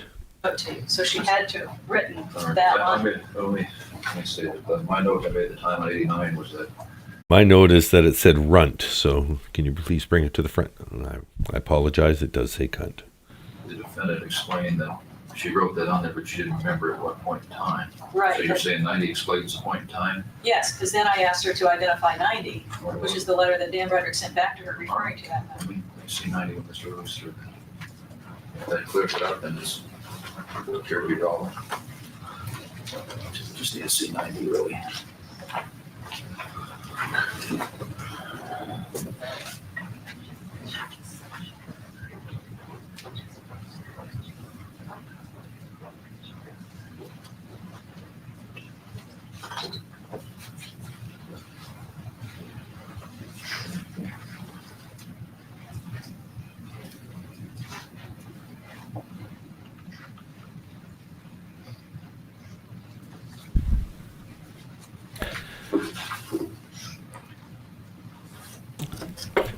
Today's stream is sponsored by Agent of Chaos. Agent of Chaos swooped in here without saying a single word in chat, gave 10 gift memberships, All right, then. didn't take a word of thank you, didn't say, just an invisible benefactor. There's number 70, Your Honor.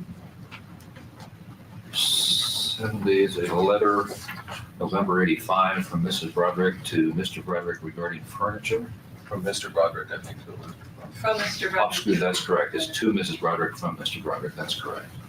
That is the letter. Hunter's that if I'm not hiding. mistaken, isn't that the one about get the furniture out of the garage or I'm going to give it away? Yes, this is the letter that she referred to as a threatening letter. I think that's objections overruled. That's received. What number's that, Your Honor? 70. Yeah, Agent of Chaos. You're one of the good ones. Next is 86, Your Honor. Sometimes you need an Agent of Chaos, Yeah, like it's an Pickle Rick. Order of the court modifying a contempt sentence. And again, I think that's in the category where I almost have to take judicial notice of court orders. Well, Your Honor, other than just the order, there's also the Aside from me showing the shirt, it's nothing to do with the trial, but I remember that being just a weird moment where I felt a real kinship with George, like when it was played in court. Sarah, like, Rick and Morty, goodbye, chop, chop, chop. And I totally pictured, like, and George's response, because I think he just typed, that's mature. Yeah, that's real mature. Which is so ironic because Rick and Morty is the most immature show. Most of the people who watch it kind of get we get a bad rap for being immature, for liking that sort of humor. And, you know, George, so mature, like just, it's very mature, Sarah. You cut up my clothes? Nice. Your malfunction, dude. Language of the judge that's in there. Let me take a look at it. I mean, there's been testimony that he modified that.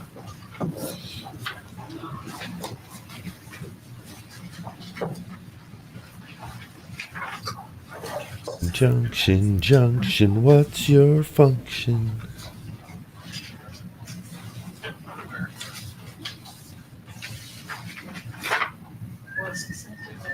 There's the Whistler. Oh, no, Mandy, I'm not sending it yet. Mandy, I got to wait till after the stream to get into my email. I just took a picture of your email on the screen, but then I deleted your comments so that your email wouldn't be part of the forever record of the live chat replay. Once this is over, I'll send it to you, and the next broadcast, I'll get your pet in with the corner slideshow on that side of the screen. Unless you emailed me, and then I'll see it too. But yeah, it's just I can do 50 things at once. The language that's referred to in that order. But the email would be the 51st thing on my plate, and I'm just not that talented. I've got 50 other things going on. You know, it's just some people have a limit. Or is also referred to in another exhibit, or it refers to another exhibit. I don't know by number right now, but the letter that was written. Well, the one thing it says is that the sentence is not being reduced based on respondent's letter to the court, which apparently was attached to the. Oh no, you're fine. Like I only deleted it. Just you'll get spam. Like if you leave anything out there as an email address with the @ I've got email boxes that I've had since 2005. There's like 10,000 emails, like unread emails. Once your email gets out there, it gets out there. So that's just was a service to you. I have a copy of it now that I've made the screenshots. So, but you should be worried. If you're not worried, be worried about it. Protect your email address. There's always people out there trying to scam you, and they'll send out 1 million emails just to catch one person, and it's worth it to them because it doesn't take that much work to send 1 million emails. And there has been at least an inference that she was released because of the letter she wrote threatening to turn Judge Josephs into the Council on Judicial Performance or whatever that subject was, whatever it was she was going to try to turn him into. So I think that makes it here to make it relevant, Mr. Your Honor, I have a real problem with that because A real problem. that is real protectionism of the judicial bench here because the court has admonished the jury if there's a question asked and there's a denial of it, there's no evidence of it. So in inference. It was asked in the chat, who is the smiling dog with the bow tie? Well, the smiling dog with the bow tie is also friends with the necktie pug, Rico Suave the pug, and Mr. Magoo the blind Pekingese. Oh, he's blind. Take this under submission, and I don't know if Judge Josephs, when he was testifying the other day, said he had the letter. I don't know if I've never heard once that methamphetamine bragging about having a blind dog. That shows that if you actually have a blind dog, you just have a blind dog. You don't. But when you have a picture like that, you can be like, oh, look at my little blind dog. Looks almost like French Stewart in what was that? Third Rock from the Sun. Third Rock from the Sun. He just was permanently squinting. But the letter's been marked, and I'm assuming. I don't know if it's that letter. There's another letter from Betty Broderick to Judge Joseph that I received from Mr. I'd love to see the Betty Broderick to Judge Joseph letter.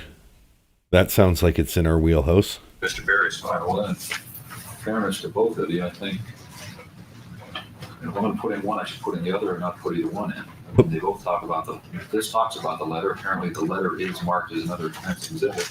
That's correct, and it has the same language that's quoted in there. The reason I introduced it, Your Honor, they only introduced page 4 of the letter. So I introduced the first 3 pages of the letter. That was the one where Elizabeth Broderick said, I wrote that at the direction of Tricia Smith. And the prosecution entered 1 page. Well, you're entitled to have all 4 pages in. I guess what I'm saying is if we're going to put the letter in, then I think in fairness we have to put this in, or otherwise we don't put either one in. I don't think that one side gets their exhibit in and the other side doesn't when we're talking about the same incident. So I'll leave you two to just tell me how you want to go. Either I'll receive both of them or not receive either one, but they're tied together. And I don't think it's fair to put in half of both. And for the record, what's the defense exhibit? It's a triple L. All right, so 86 and triple L, I'll wait. You two discussing those further, is that right? Your Honor, that's not the letter that was introduced by the prosecution, is not the court order, but another number here. And I'll have to look for it, Your Honor. Well, you don't have to do that right now, Mr. Earl. You could get together on that, but Bless you. I've made my position clear.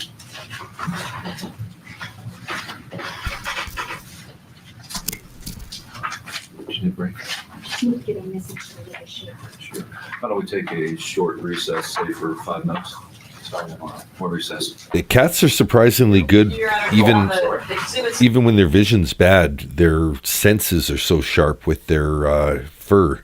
And so I think they just walk more carefully and then can kind of sense before anything even touches them the difference in like air pressure. And if you've seen cats that like shy away from a pet, they don't need to see your hand. They can kind of duck away from it. And so I think they're very sensitive. And I bet a blind cat would be even more sensitive that way. And just like, okay, I just slowly make my way through life. And I can feel anything that might hit me. And I'll just slowly move away. we were just talking about People's 86, which was the court order, Yes, and then defendant's triple L, which was the letter. triple L, all right. Counsel has indicated his agreement that both of those will come in. All right. And since triple L includes the last page, the fourth page, which has also been marked as People's 87, Withdraw that without objection. I'll withdraw that. All right. So the record's clear. 87 People's 87 is being withdrawn. without objection, Mr. Early? Yes, Your Honor. All right. People's 86 is received without objection, Mr. Early? Yes, Your Honor. And defendant's triple L is received without objection, Ms. Wells? Correct. All right. Detective And Wolbethit, also there was. your mantis is I in the just noted montage. Defendants, some of our, we've got a couple of the exhibits that have been double marked. All right. Defendant's triple O is the same as defendant's triple A, which has already been, the court's already ruled on, so I'm just going to give that back to counsel to be withdrawn. Triple O, defendant's triple O. That's right. That is the same. All right. So do you want to withdraw triple O or do you want to leave it in and just have me not receive it? Well, Your Honor, I can withdraw it, as long as the record reflects that if there's a problem with foundation, that it would apply, whatever foundation was the way to either one would apply. All right. But I don't think there's any reason to keep an extra piece of paper on the court file. Check my records on There it is. triple O. There's the mantis. That's Detective Wolbethit's submission. Got in about 2 months early. Martina.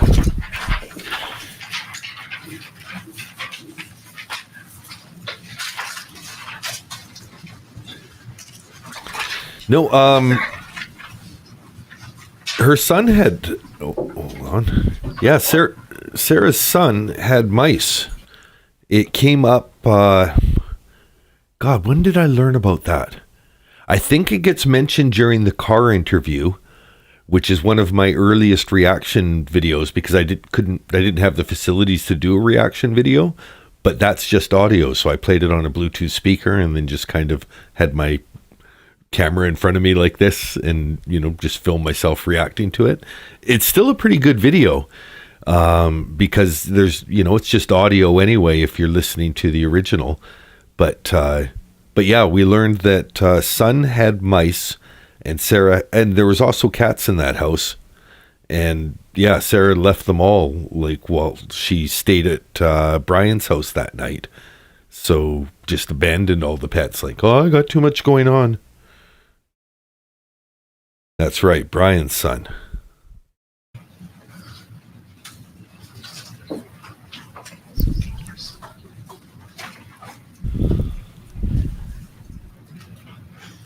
Because, yeah, she was trying to get out of the interview with Chelsea by saying she had to go feed the mice. She was using it as an excuse, but didn't show any compulsion to do so, when she had an opportunity.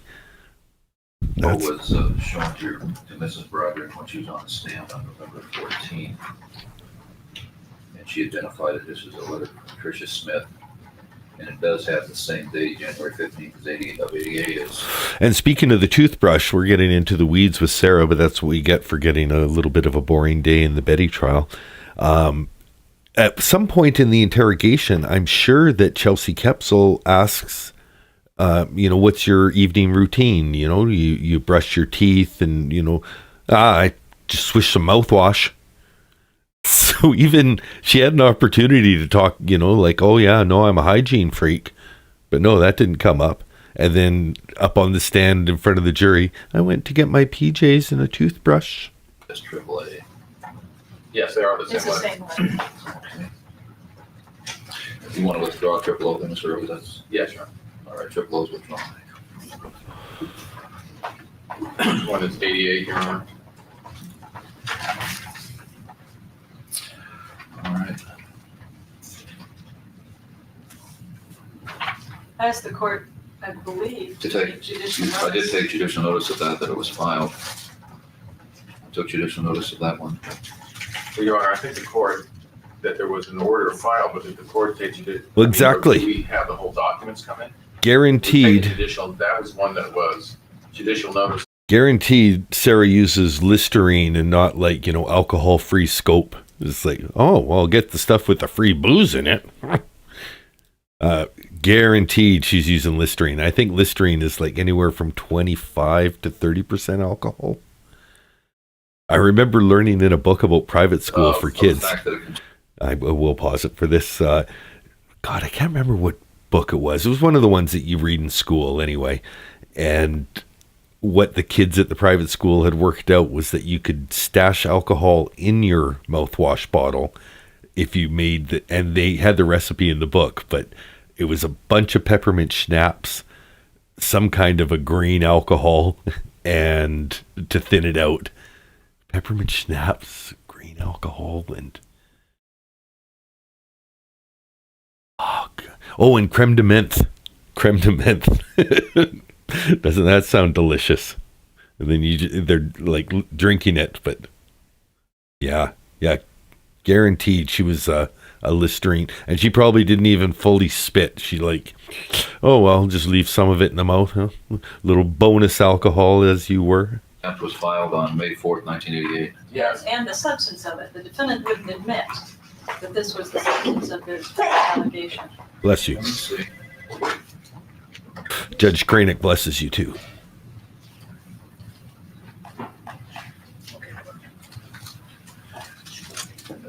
That's correct. Contempt hearing on May 4th, 88. The defendant had denied that the basis of the contempt was the messages. I've got a specific message here. There's no sense in repeating it. It has several That's right. profane words in it. Oh, judge isn't getting sucked into saying that them. document was filed by the victim, Mr. Broderick, as a basis for the contempt. And so the objection to 88 is overruled. Your Honor, well, first may I look at it again? Certainly. Your Honor, because Another one to say, did the schnapps and green food coloring.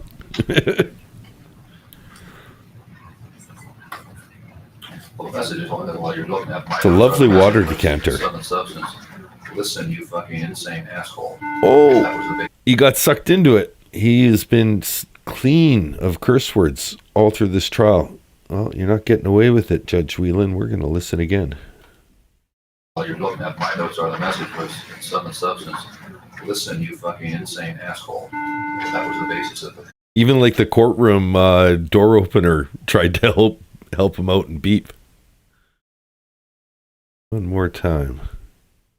235. While you're looking at my notes are the message was Southern substance. Listen, you fucking insane asshole. That was the basis of the contempt. The client said that it was. That's the first sentence. No, I want to read the whole thing. That's well, Your Honor, the problem is that this contains, again, Mr. Berry, when he files things, he files lots of orders. And Can we clean it up? I mean, I think that part is the basis of the contempt. And the fact that it was filed May 4 to 88 is relevant. If there's irrelevant material in there, maybe we can excise it by agreement. Well, there's just, all there is one page that has what the message is. The rest is all, it has the front page, which is the contempt, and then one page. Mandy asked a great question about the motion for more money, also known as the motion for clarification or motion of understanding. Whatever it is, she could just say no. And that came up because I was thinking about Betty's appeal, and apparently that was just outright rejected. It wasn't heard in court. It was just considered and rejected.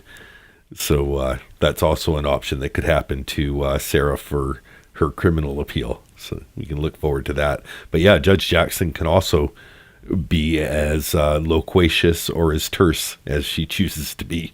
Yeah, there's all the other orders, and Well, we probably don't see all the other orders. I presume this will also. But she does have to respond, but she can respond by saying denied. And that could be it. That. Well, there's the supporting documents. Well, he's not contesting that, I don't think. Not under the argument with regard to supporting. All documents. right, It's the animals, basis of the contempt, we'll and the come date back of to contempt you. were the matters that were an issue. Soon.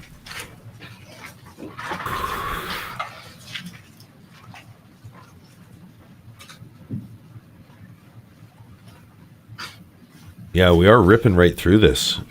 We will, at this pace, be done Well, at 1:40. there are attached to the prior restraining orders, Chino but there time. is also attached the declaration of Dan Broderick, which refers to this message, which was one of the bases for the contempt. well, and see, that's the problem, Your Honor. I understand that that they asked about one part of that order. And if the court wants to put in, there was a contempt and attached to it that phone message, that's fine.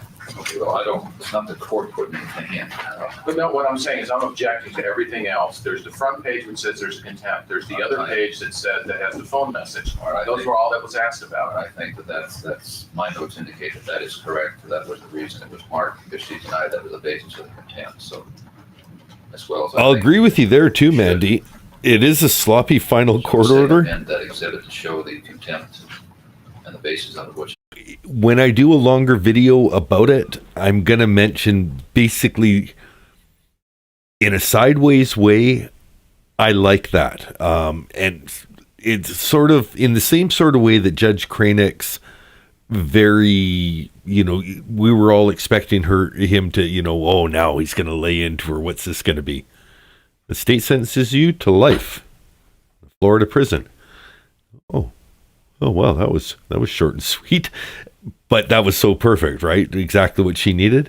Judge Jackson's the exact opposite. She's like, no, I'm a tell ya. So she wrote almost a Sarah style screed. Like it took me an hour to read it without very much commentary at all. And I think she put exactly as much time into it as Sarah deserved. She might have had, 15 minutes left at the end of the day.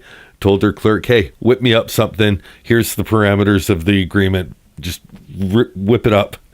And I'm just, I've got 10 more minutes. I need one more thing to do today. And I think she's as dismissive as Sarah was dismissive of the court. So it's fair as a judge because the ruling's still fair. But I just don't think she put much time into it and told her clerk, you don't have much time either. I want something on my desk in 5 minutes, and I want to be able to be out of here in 10. As I understand, it's going to be about 2 pages. Is that right? And I think the murder killer, because she says killerer, I think that she intentionally turned them both into singulars. So it's not like, she can't be called out for mocking. She's like, I made a mistake. You made a mistake. Smart people make mistakes. What are you going to do? Page, listen, this is the contempt. Well, why don't you tell me which portion you want me to keep? Well, keep the top page for sure. So that sets the hearing with the date.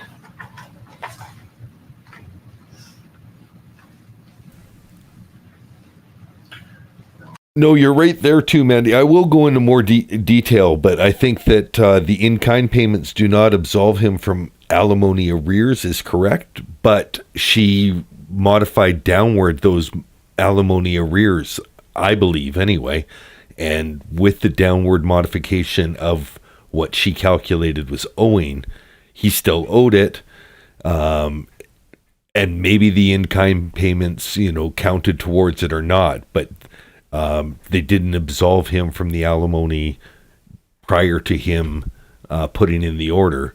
But I think the downward departure from May 2022 and onward is what reduced it. But I don't know. Well, I don't know that. Yeah. So you're saying I don't think a judge would do that? Probably right. I'm just speculating. But I just see that in child court, there's so many more serious cases involving, parents that, where there's kids in danger. And she's got Sarah wasting her court time. I think that there's a little bit of, I'm done with you. And she just backburnered it, rightfully so, because if you've got kids in danger, those are the cases you're taking care of first. It's not like she's been working on it every night from the day till now. Sarah was even late. Maybe she would have given a judgment if Sarah got her paperwork in time. But instead she's like, okay, not ready. Bottom of the pile. You got to work your way right back up again. Page 1, which just merely That's sets all I'll out say about that. I will do more detail about the basically everything Sarah Boone news that happened while I was doing the Betty Broderick marathon. I'll basically, do something where I'm flipping a calendar where there goes April. Better check in on my Sarah Boone notifications that I turned up. Bing, bing, bing, bing, bing.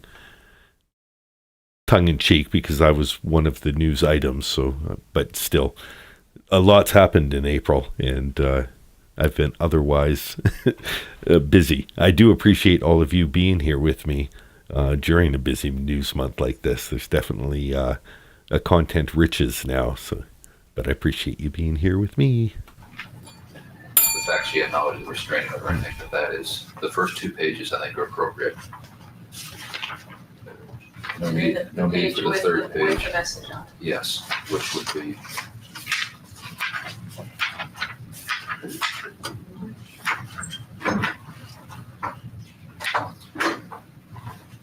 And it says that the message is attached as Exhibit 1. So the first 2 pages and then Exhibit 1. Oh, the other thing too is, let's say there is a correction, a few $1,000s or whatever. There's still the matter of Brian being able to offset child support payments that he hasn't received since 2022 against any new order. So he's not, he said that he just wanted things to be even. Nobody owes anyone. So he wasn't asking for money from Sarah, like blood from a stone, right? But should she be awarded any money, he can continue to apply money that he's owed in child support against that, as far as I understand anyway. That modification agreeable to you, Mr. Ray? Because I don't want her taking exhibits apart. You're going to object to her taking them apart. No, Your Honor. I mean, other than the objection that I already had, if it's going to come in, I agree that's how it should come in. All right. And as I just indicated, the first 2 pages and the actual message, which is on the second page, will be received. Is that number 88? Yes.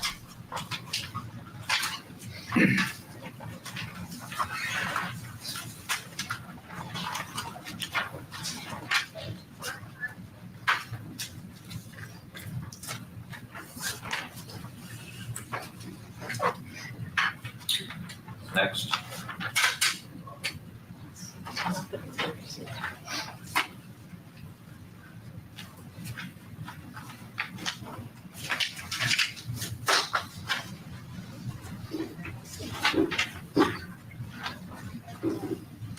There's 106.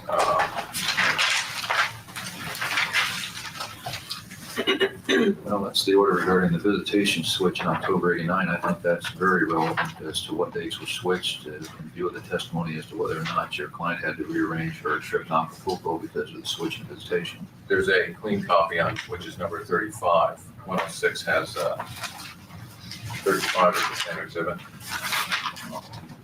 I'm not aware of that, but that's fine. If that's true, we don't need both. Yes, Your Honor, 35 is the clean copy, so I can withdraw 106. Dr. 35. 106 withdrawn. Mr. Early? Is what, Your Honor? 106 is withdrawn without objection. Yes, Your Honor. All right. 35 be received. Mandy, I got you in the slideshow. There was 79.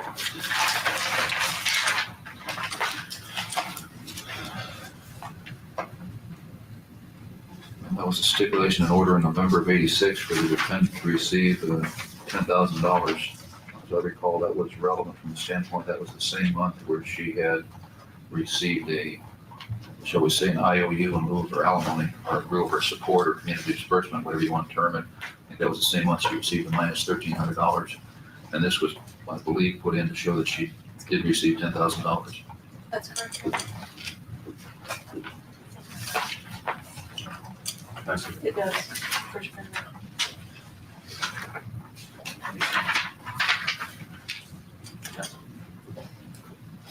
That would appear to be a necessary. Yep, there's that too, Mandy. Exactly. Was you on it? No. All right, 79 is received. 77, Your Honor. That's a letter from Mr. Broderick to Mrs. Broderick, a one-page letter, July of '86. Something to do with vandalizing. No, it's a letter, Your Honor, asking the defendant to try to do the best to minimize the trauma of the divorce to the children. That had to do with what the vandalizing the house was doing to the children. No, that's number 76, Your Honor. 77. It's next. It's right here. This is her. 76 is the one that you're talking about. That's the newest photo. 76 I wrote down was a November '85 letter from Mr. Broderick to Mrs. Broderick to stop vandalizing the house. That is And then my November notes 4th, on 77 Oh, are that's the actually, letter, July speaking of this- '86 from Mr. Broderick to Mrs. I know there may be mixed feelings about lawyer, but I personally find him to. He's not as objective as he claims to be. I think he's a little bit of both sides of the fence. Like he doesn't want to alienate his audience, which is fair when you have a big audience. And but I do find that his analysis is useful. Anyway, I think he's doing a video. God, it might be up for an hour now. I think it was 2 hours ago. But I saw that he was doing a Sarah Boone appeal letter breakdown. So not the family law judgment, but still kind of nice to see one of the bigger YouTube lawyers breaking that down. So I'll find the link to that. We're going to be done here in about 45 minutes. So anyone who wants to go watch that after can click the link, put it in their history, and have something to watch afterwards. Broderick regarding stop vandalizing the house because of the effect that's having on the children. Now, this is no longer, 77 is that we are no longer married. Oh, That's correct. It doesn't refer to vandalizing, though, Your Honor. It refers to attempting to minimize the trauma of the divorce by bad-mouthing one another. All right, that's the 70, That's 77. Number 77. And what's the It just got uploaded 12 minutes ago. It's an hour long. that there's hearsay in it, Your Honor. I don't remember if it was done for anything other than a refresh recollection. I think it was done to impeach because the defendant denied that Mr. Broderick had made those requests. So my recollection also was put in on cross-examination of Mrs. Broderick on November 13th. Well, but there's a problem on putting a whole letter in, Your Honor, that contains a lot of hearsay to impeach on one matter. Well, let me see the letter. Oh, not for me, not my lover. I just pinned Mandy to the bottom. Oh no, that sounds awful. Beth of a salesman's going to chime in on that. Welcome to the chat, Billie Jean. Well, Mr. Early's statement is true, but this. Yes, this Billie Jean is letter here. is pretty short, 2 She's paragraphs, here. and the only topic is minimizing the trauma of divorce will have on the kids. It talks about what you refrain from, et cetera, et cetera, et cetera. So there is no other topic in there other than that one topic. See, I understand that, but the letter's shown to her and she says, yes, that was written to me. So how does it, I can see if she denies that that letter was ever written to her. that it becomes relevant. But when she admits it, how does it become relevant then? Well, she- Well, go ahead, Ms. Sullivan. She denied that he made those kinds of requests, and it wasn't until I impeached her with the letter that she was forced to admit it, and she admitted receiving the letter. And her descriptions of these letters as being threatening, and every time he would write, they were threatening, and I was afraid. I think that it's fair to allow the jury to read the tenor of those letters. There was only 2 letters that she talked. I believe she said that one was one that she did not appreciate, and then there's a letter in December of '85 that the court has already admitted as to the furniture, I thought. Well, that's what I mean. She says she didn't receive appreciating it. I mean, didn't appreciate receiving it, didn't. Well, this, I think that people are entitled to put it in context from their point of view. 77 will be received. Your Honor, number 76. That was the 85 letter and vandalizing the house. Yes, Your Honor.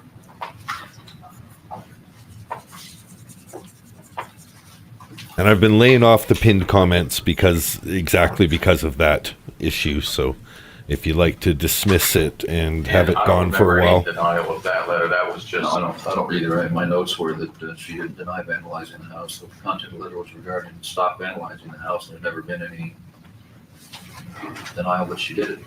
Well, one of the other relevances of this letter, though, is that it's entitled Dear Bets, and the time period of that, and the fact that she claimed that anytime he would write to her and say Dear Bets, that meant that there were hidden messages and that he was attempting to get something from her.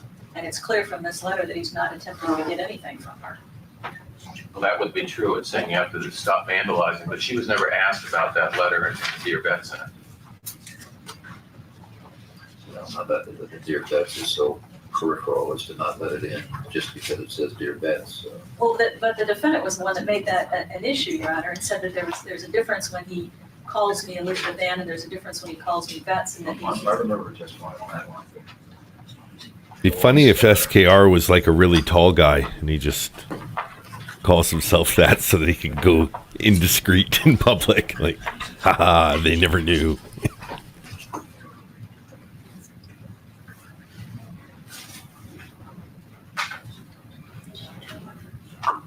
Like a foot taller than everyone else in his hometown. I'd swear that guy was SKR. I know he lives by the train tracks and underneath the airport and beside the bus station, but... Hey, Scripsy. I think you've got a pet in the reels that are playing right now. I think... Did Scripsy send one? Mars has a really nice look. Yeah, that's one of the rest in peace photos that was sent.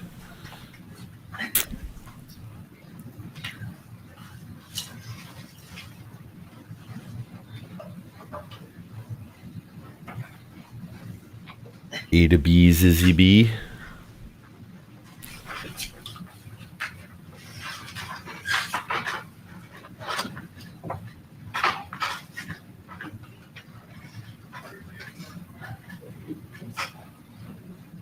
Have you looked at this exhibit, Mr. Early? Yes. And you're aware of the attachment that shows all the deductions for expenses? Thank you, everyone has given a pet picture Still because don't want it it's ideal for a day like today. We're just not getting a lot of interesting visual material. Not for the pets of Dan D true crime. We'd be just staring at a dull courtroom all day.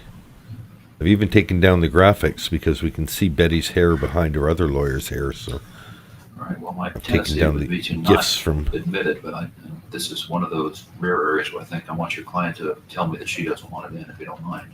Because there was considerable testimony about deductions, and this lists a half-page of deductions. Let me show her Fritz and the Fiona, nice. letter, Your Honor, just so she The one I'm interested in is page 2 right there. Martina the Mantis.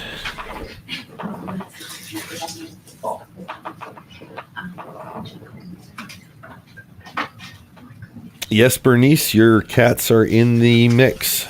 I think yours are in the corner slideshow. Welcome to the chat for day Well, the bird 17, is 2 of both 2. ways. I just want to make sure. and she agrees not to. requests that are coming down. All right. And 76 is not received.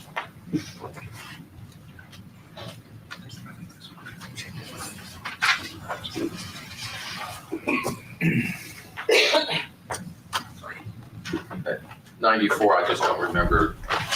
I don't remember the testimony with that, Your Honor. All right, that was a letter January 18th of Oh, 88 Bernice, from yours- your client to her attorney, Tricia Smith. Yours might be in the And Ken Burns effect Was montage identified by the defendant's- after the new editions label. I can't remember which one. No longer wanting for services. I definitely saw that it was cats. Tricia Smith. Yeah. There's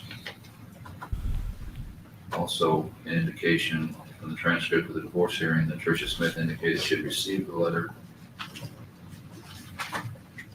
There was also cross-examination that Mrs. Broderick had written in her book that she fired Tricia Smith.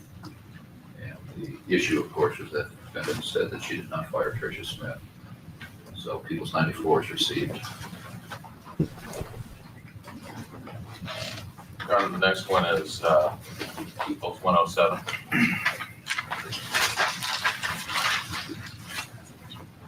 Now, that's Post the 107 is the, real estate ad for Calle Cielo in 89. yes, Your Honor. What's the objection to that? Well, Your Honor, first of all, this is a price of 1.5 million, and I think it sold for around $800,000. No, it sold 900. for over $1 million. Sold for $1 million. I don't know.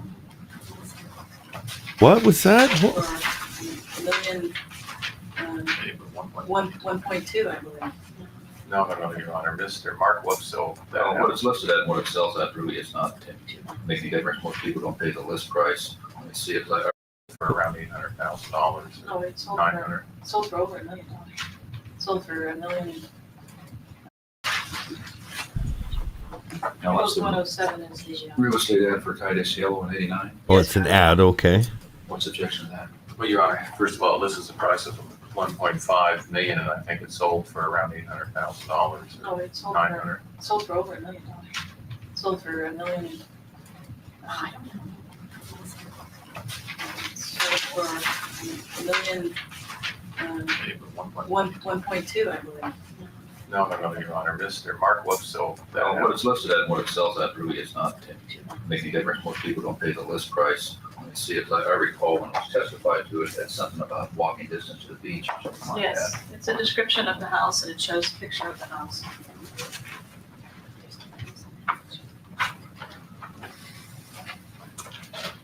Yeah,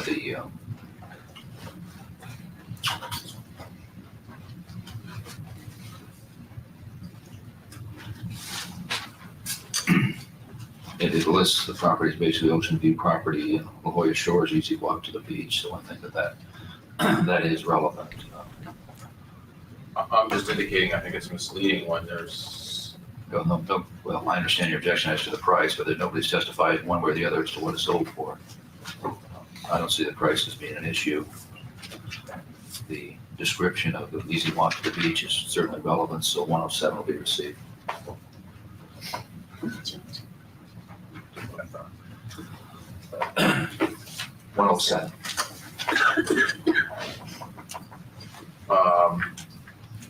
57. I love the neckties on the dogs too.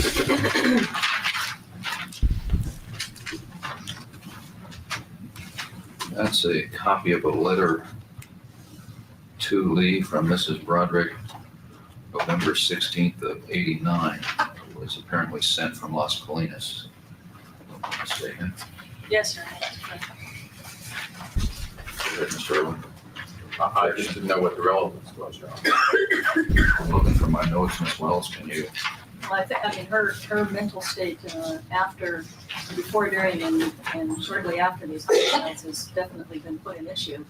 And I think the contents of this letter is extremely relevant to tell the things that she was interested in, the things that she was directing people to do on her behalf, the closeness to the time of the homicide. I think it's an extremely relevant letter.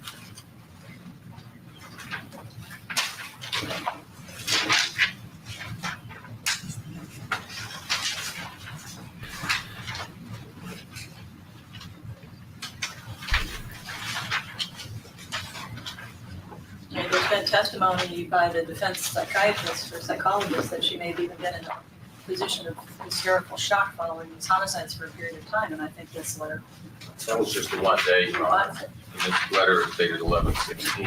If I remember right, the bow tie and necktie dogs are Beth of a Salesman's.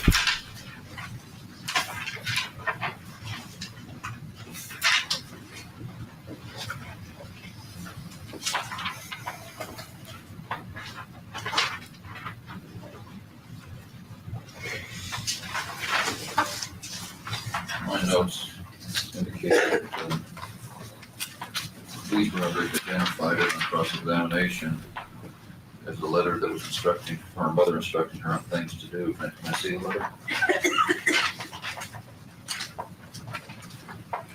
These two have been received.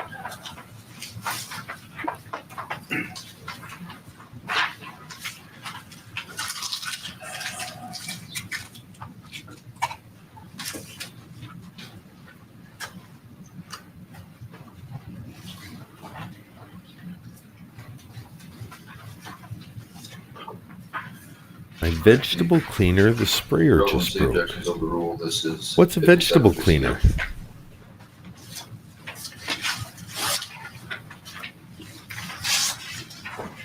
Next Oh, one for is out in the Your garden? Honor. I know what that's like, just a spray bottle. Okay. Now, this is just the court documents, or documents from the village file that the defendant wrote on. She doesn't deny doing it. Is there any need to put the documents in? Well, she does deny doing some of it. The snail postman apparently likes to ride air bubbles and just deliver mail around the aquarium. She wouldn't identify, She said she couldn't identify her handwriting on it. well, yeah, she was very oppositional about this. She didn't just freely say, yes, this is my handwriting, and I did it. She wouldn't admit it. She showed her one thing and said, I don't know if that's my handwriting. All the rest, she looked and said, it appears to be mine. I just can't tell if that's my handwriting. The only thing she said she didn't know if she did is write the word that you just mentioned on the first page. She recognized the handwriting on the documents 2 and 3. She said she did write on documents 2 and 3. I grow tomatoes and 2 legal weed plants a year. We're allowed up to 4, but I just grow 2 big ones. I don't see a need for that. She denies writing one word, but quite frankly, so what? She didn't deny it. She said, I just can't tell if that's my handwriting. Well, but That was the only thing she denied. Come on, you can't just say, I mean, you recall the tenor of her testimony, Your I Honor. remember it, but that was I took pretty good notes in that area. She just denied writing on the first document or the first page. The other, she did recognize her handwriting and said that she wrote those. But don't you Is there think it's, something I think different? it's relevant how she wrote on the court documents. Again, the judge is right on it. Like, we're seeing it in real time, but he's like, hey, no, I took really good notes there. She did this. It looked like he was just sitting there doing nothing, but it's a very, I don't know, sometimes judges make too much of grandstanding as the leader of the courtroom. He's a quiet leader. He's just very efficient. Let me see 2 and 3. Are there no foul language, I would say, on 2 and 3? I don't know what you mean by two and three. The 3 separate documents that she wrote on.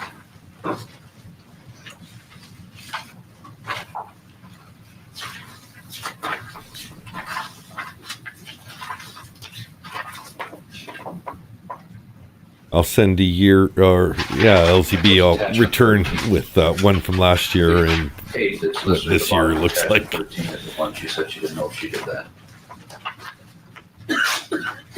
Thank you, Mandy. Well, I think circumstantially for the jury to be able to figure out whether she did do that or not, they have to see the things that she wrote on the other documents. The question was, is that your handwriting?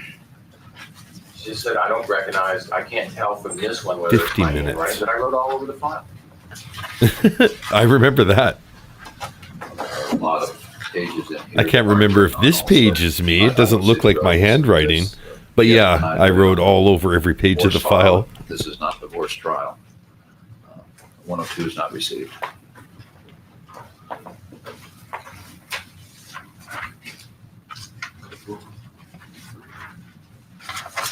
Honor, I wonder if the there's not a whole lot left. I wonder if we can just take the recess now. All right, certainly. We'll adjourn for the evening recess. Okay, let's just take a recess from the pit. Record is valid last name. It's a witness. Jesus Emmanuel Lopez, Lopez. It's a witness. Sir, what is your present occupation? I'm a private investigator. Jesus Lopez. Jesus Lopez, PI. Okay, and how long have you been a private investigator? Since 1982. I'm going back. I'm not sure it's And, Jesus. Did he really? Before you were a private investigator, what was your background? Well, I did immediately. Recess. Record is valid last name. Jesus Emmanuel Lopez, Lopez. Jesus E. Lopez. Right. Thank you, sir. Sir, what is your present occupation? I'm a private investigator. Okay, and how long have you been a private investigator? Since 1982. And before you were a private investigator, what was your background? Well, I did immediately prior to being an investigator, I had a business in Mexico, and before that, I used to be a member of the San Diego Police Department. And how long were you a member of San Diego Police Department? Almost 11 years. Okay, and as So a 10? member of the San Diego Police Department, did you go through the normal training for a San Diego police officer? Yes, I did. And when you were working for the San Diego Police Department, did you get involved in any special units in the San Diego Police Department? Yes. And which units were those? There were several. I was a member of the SWAT team. I was a SWAT supervisor. I was the director of the Border Crime Task Force, and I was also established and directed the gang detail.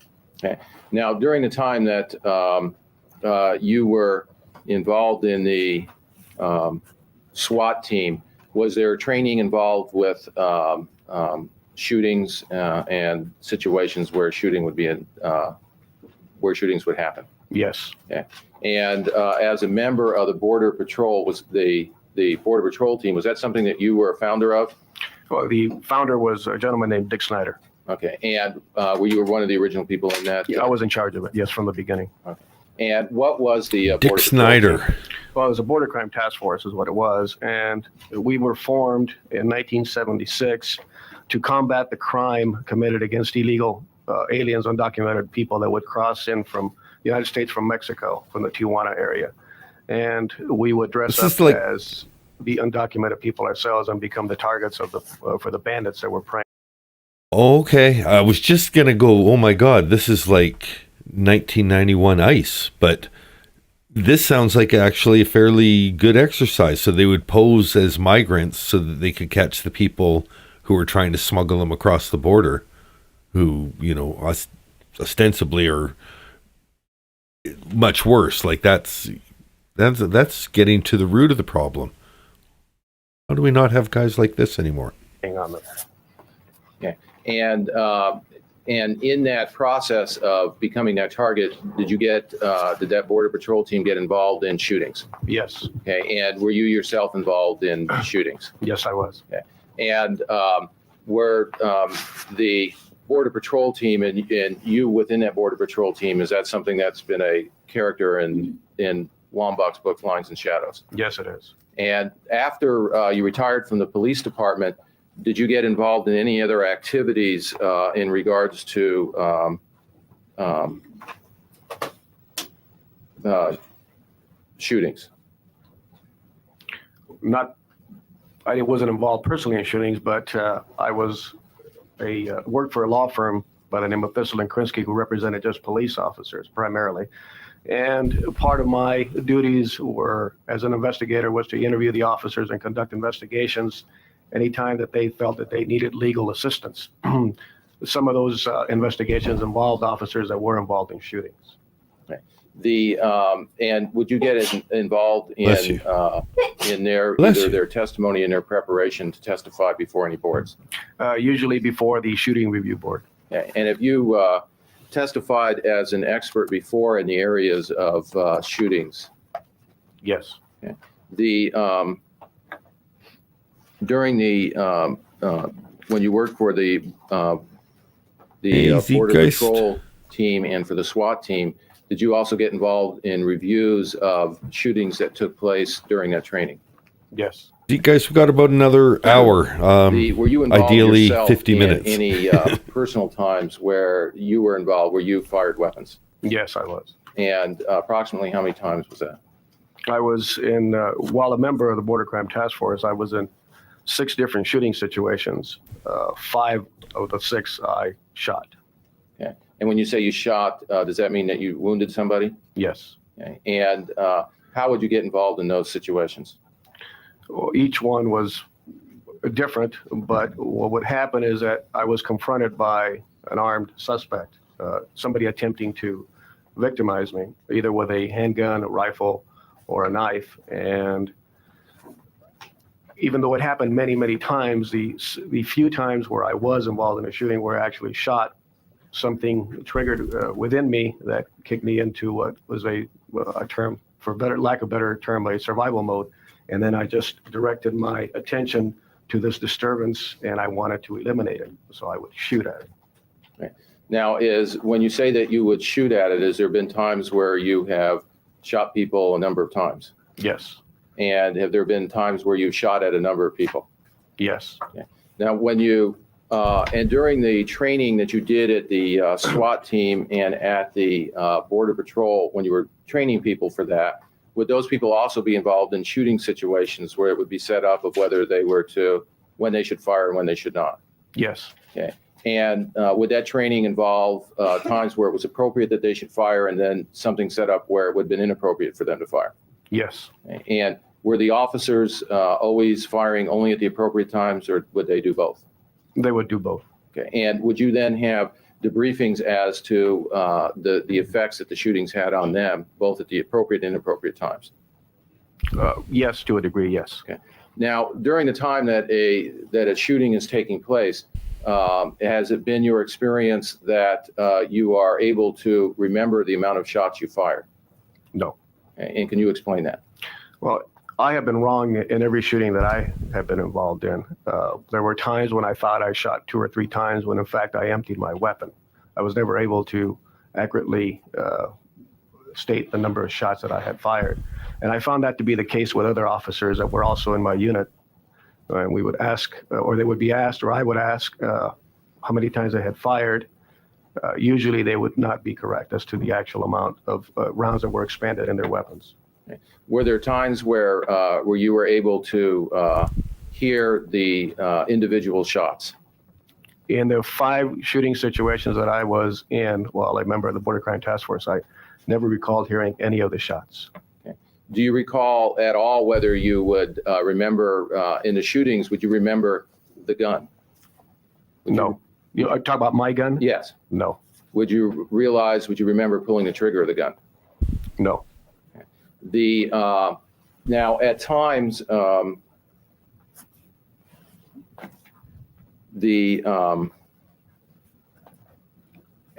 when after the shootings are over with, was it always that you knew, was it a time where you would just stop or know that it was time to stop? In my situations, when the danger would hit the ground, that's when, I would kick back into whatever other mode I was in. I would start to hear again. I knew what was going on. I wasn't just focused in on this particular disturbance. Once it hit the ground, then I kicked back in. Have you ever had the experience of running out of bullets and not knowing that? Yes. And what would happen to let you know you were running out of bullets? Well, after the person would have hit the ground, I remember when I kicked back into my non-survival mode that I was still pulling the trigger, yet I was totally empty. My weapon was empty.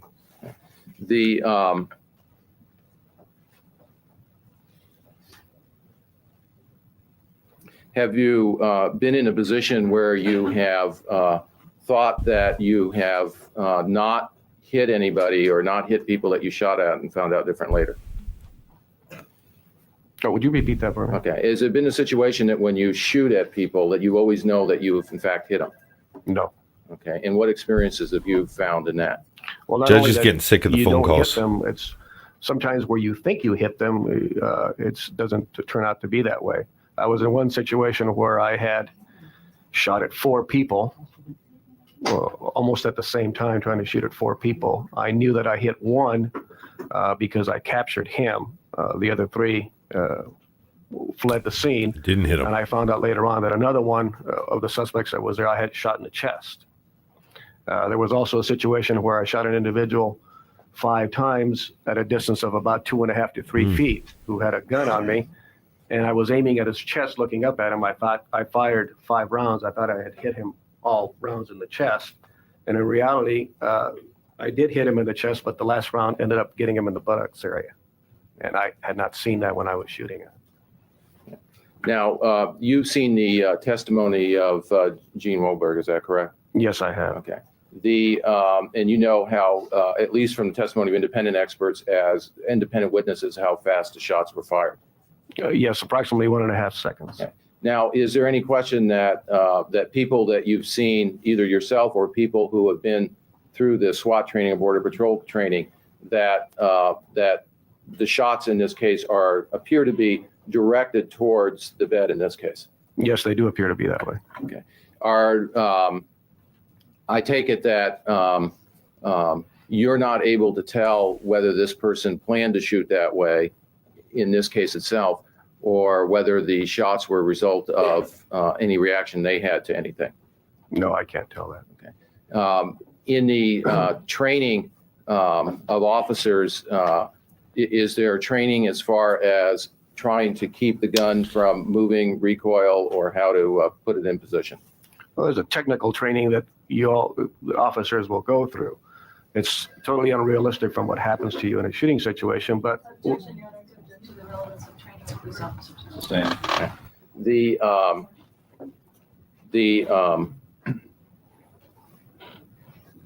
At the time that the police officers, I take it that when they go through either the SWAT or the Border Patrol teams, that the police officers that cannot adapt to making sure they only shoot the dangers, those police officers are not continued in that training.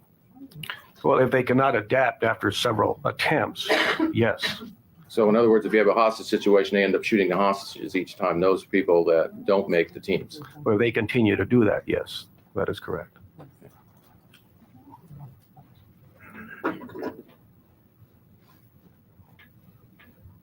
I have no further questions. Cross examine. Good morning, Mr. Lopez. Good morning.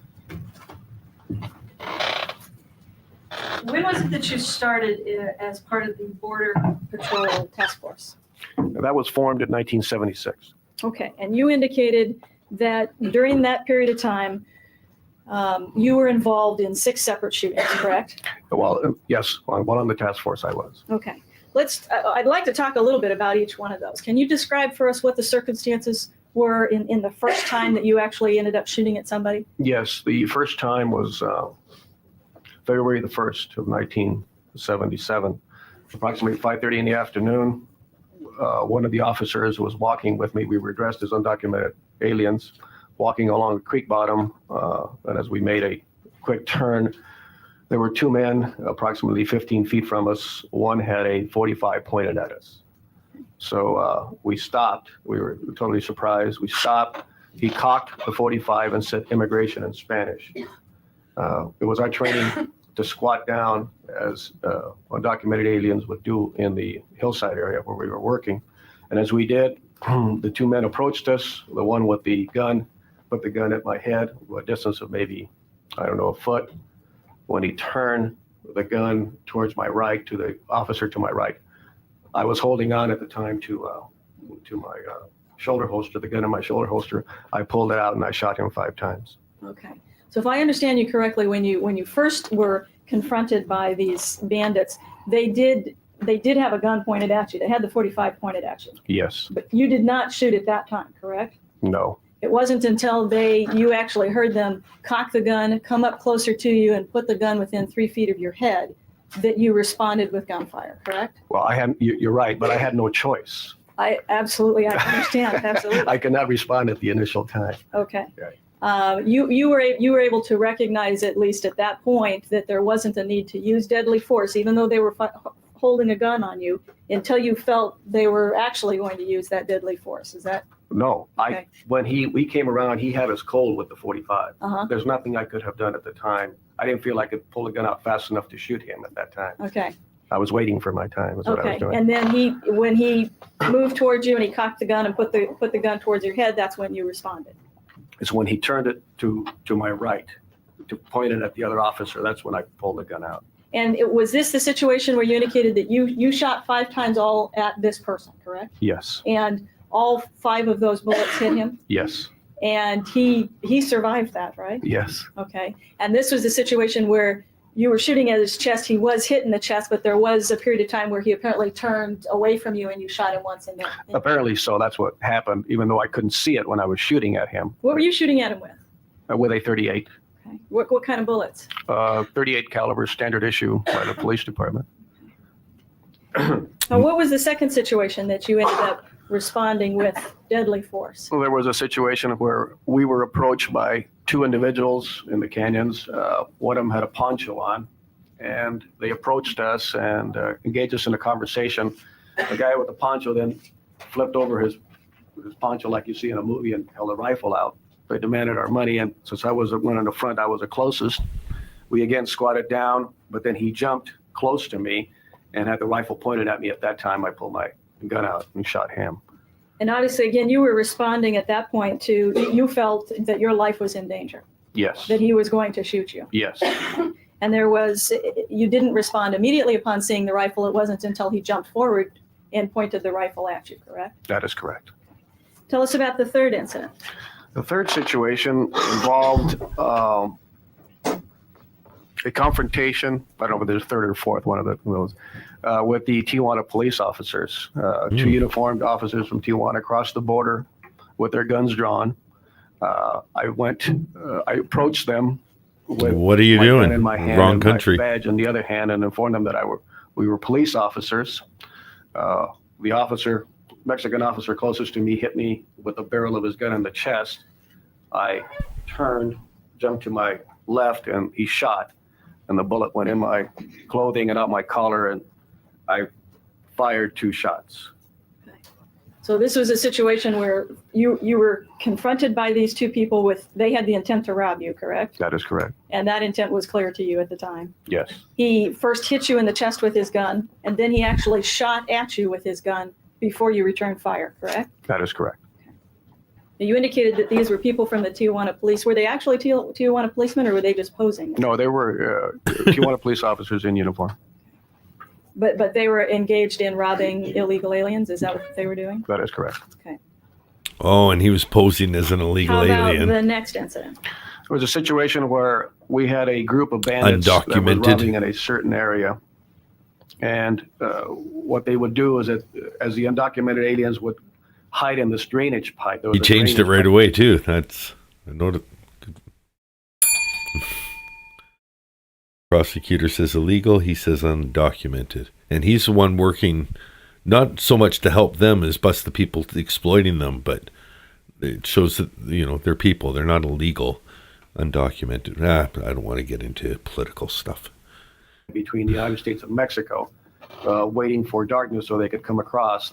This group of bandits would then come in to the drainage pipe, pull them out. and they So would, my impression, Dabs for Dummies asking what is he proving? I think his purpose is to show how somebody who's trained in firearms can both be, aiming at a large target from a relatively close range and, think either that you hit someone and you've missed or vice versa. I think it's just trying to give credence to the fact that Betty didn't just stand there and execute them, taking, time between shots, steadying, ready, steady, go, ready, steady, go. So I think he's trying to give that credence to her testimony that I don't remember what happened. It was such a blur. I remember one bang, or just, I guess it was 5, but I only know that from the news.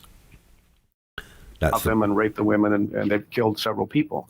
So I decided to go into the drainage ditch, and I was in there when I was Varsity in pulled China, out Bernice? of the drainage ditch by these group of bandits, and there were 4 bandits at the time.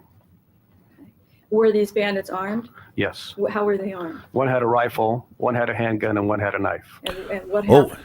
no, closes will Well, be before that. Initially, Finale Saturday? the lead bandit that I was trying to get had a ski mask, and so when he pulled me out, all I could see was a ski mask, and I knew that I was glad I finally had him. But then when I was pulled out into the drainage, out of the drainage pipe, Closing I will be saw that 7 a.m. for on my you left was a man with on a Friday. rifle. There was another man in front of me. There was a guy with a handgun aimed at me, and the guy with the ski mask had a knife and was coming at me. So I jerked his hand away, and I tried to shoot everybody at the same time. Thursday You shot it will at be the all beginning three or of four of these closes. robbers? I shot at everybody I could. Okay. And did you hit, was that the That will incident be where 10 you indicated a.m. that for you in hit Australia. one without realizing that you hit the Not other my one? lover. Right, and I may have even hit more. And 10 a.m., was 7 a.m., there, then did 4 they- a.m. did they So you escape can get from you at that point, or progressively did you actually earlier. capture them? I Get captured used to the it. guy with the ski mask. Okay. Did you continue to shoot at the others as they were escaping? No. How about the next incident, run number 5?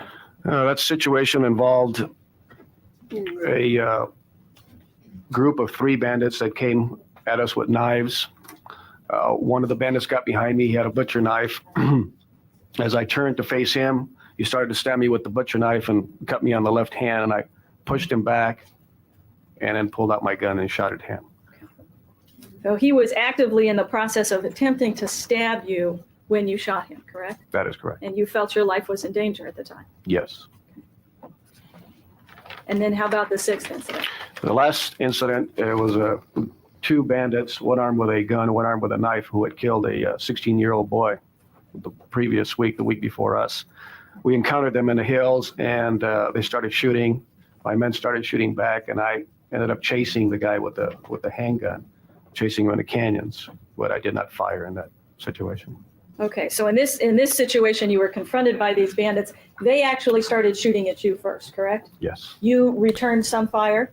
my men did. Your men did. You did not. I did not. Did you? Yeah, not my lover. I'm not seeing too much from him, but what I do think might be, there's got to be a strategic reason for calling him near the end.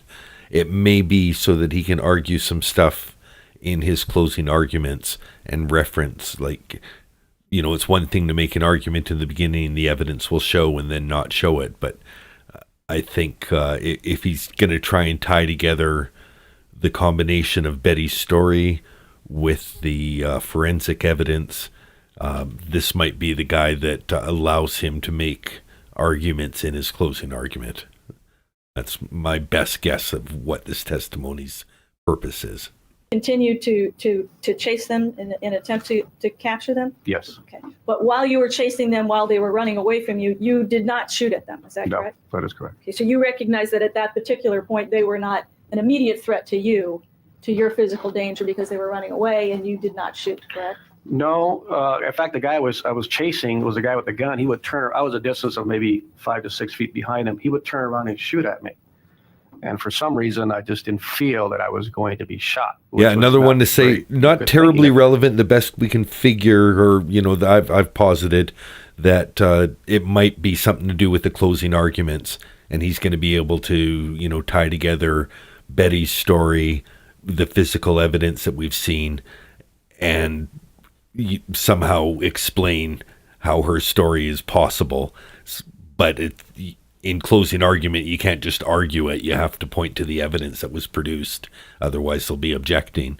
So if this guy gives him a reason, as we heard from the private investigator, Jesus came down to say that Betty didn't do it. No, it's Jesus. I'm being a little facetious there. But yeah, I think that's the purpose of the testimony anyway, is just to, he's going to be the bootstrap that puts the rest of the case together for the defense. Right, but that's the reason I did not return the fire. Okay, because you didn't feel at that particular point you were going to be shot. That is correct. Okay. Hey, Danielle Now, Chavon is back. It is correct to say that in each one of these incidences that you've been T involved made in, it for the end. you were actually confronted by people with knives and guns who were attempting to kill you, correct? That is correct. And you were responding by shooting at them in order to save your life, correct? That is correct. Mm. And you Key difference the prosecutor's bringing up. So these were, you're talking about, you can't remember things because it was a scary moment. You were in fear for your life. You didn't drive to a house, sneak in the back door, and confront people in their bedroom. A good line of questioning from the prosecution. Felt at the time that if you didn't respond in that manner, that it was likely or possible that you were going to get killed. Yes. Now, Can't you just get me anyone named Jesus? Jesus! Why can't I have Jesus on my side in my trial? It's not fair. there were never any incidences that you were involved where you snuck up on unarmed people with the intent to kill them once you caught them in a helpless position. Called it one question before. Okay, I saw where she was going with it. Almost like watching a good comedian, and you can kind of see where they're going with a premise as soon as they start it up. But that's exactly where the prosecutor went. You didn't go stalking people because it's implied that that's got a little bit more cool calculation, and you're going to remember bang, bang, bang. As opposed to, fuck, what's going on? Bang, bang, bang, bang, bang. I don't even remember how many shots, but my clip was empty. I think it's effective cross here, Carrie Wells. And there were never any situations where you snuck up on unarmed people where you intended to confront them with your gun to force them to do something that you wanted them to do. No. Now, you indicated your words, I believe, were when you perceive a danger, that is what you attempt to eliminate, correct?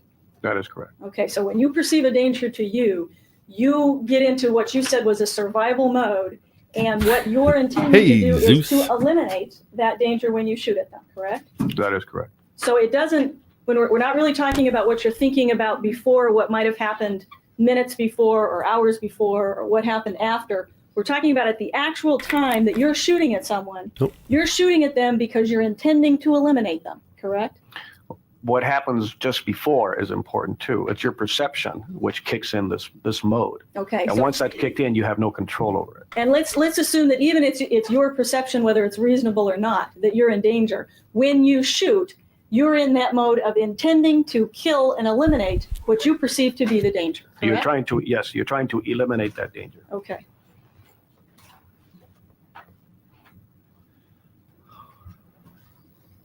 That's what I thought happened. And you indicated I pinned Disney Mom's comment, and then I saw message retracted. I'm like, well, I'm not going to pin it if they want to retract it.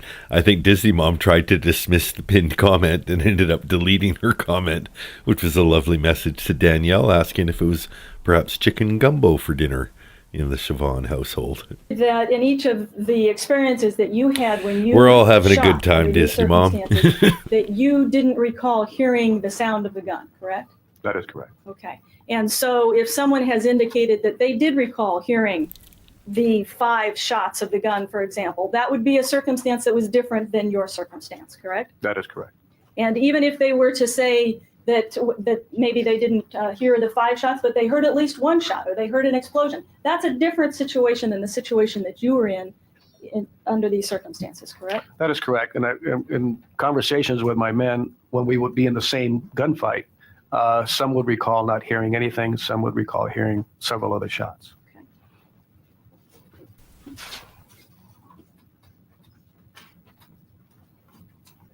Now, even when you talked a little bit about the SWAT team and the training of SWAT team officers, and some officers shooting perhaps at an appropriate time or perhaps at an inappropriate time, those were situations that were set up where the SWAT team officers believed that they were being, or they might be presented with a danger to them, correct?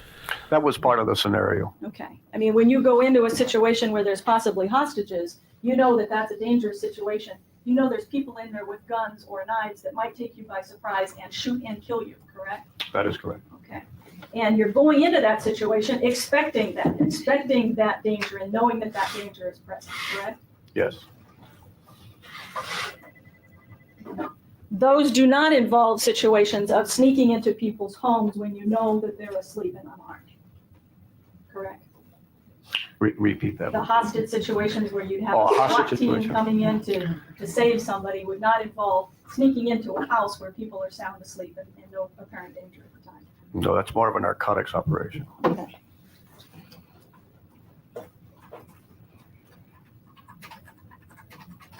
Now, when you are shooting at somebody with the intent to eliminate them, like you've described, you are obviously, I think you indicated, you're focusing your attention on that target, correct?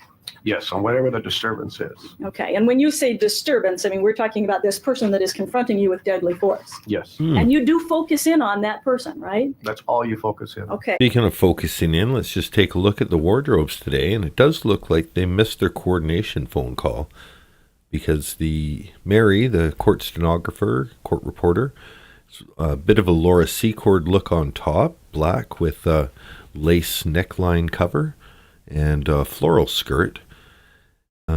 The prosecutor might be reusing this beige ensemble.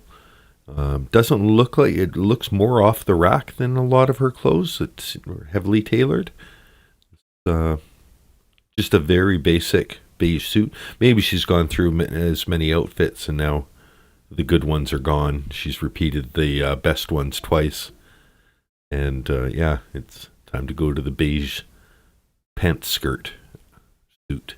And you focus in on the fact that you've got a gun and you're pointing it at them in order Yeah, to... I think Mary's got two styles going. Like she maybe because she missed the phone call, she thought, you know what, I'll go with the floral. It's got a bunch of colors in it. I don't know what she's wearing. I like to match with her. But yeah, it's Mary's worst fashion day, I have to say.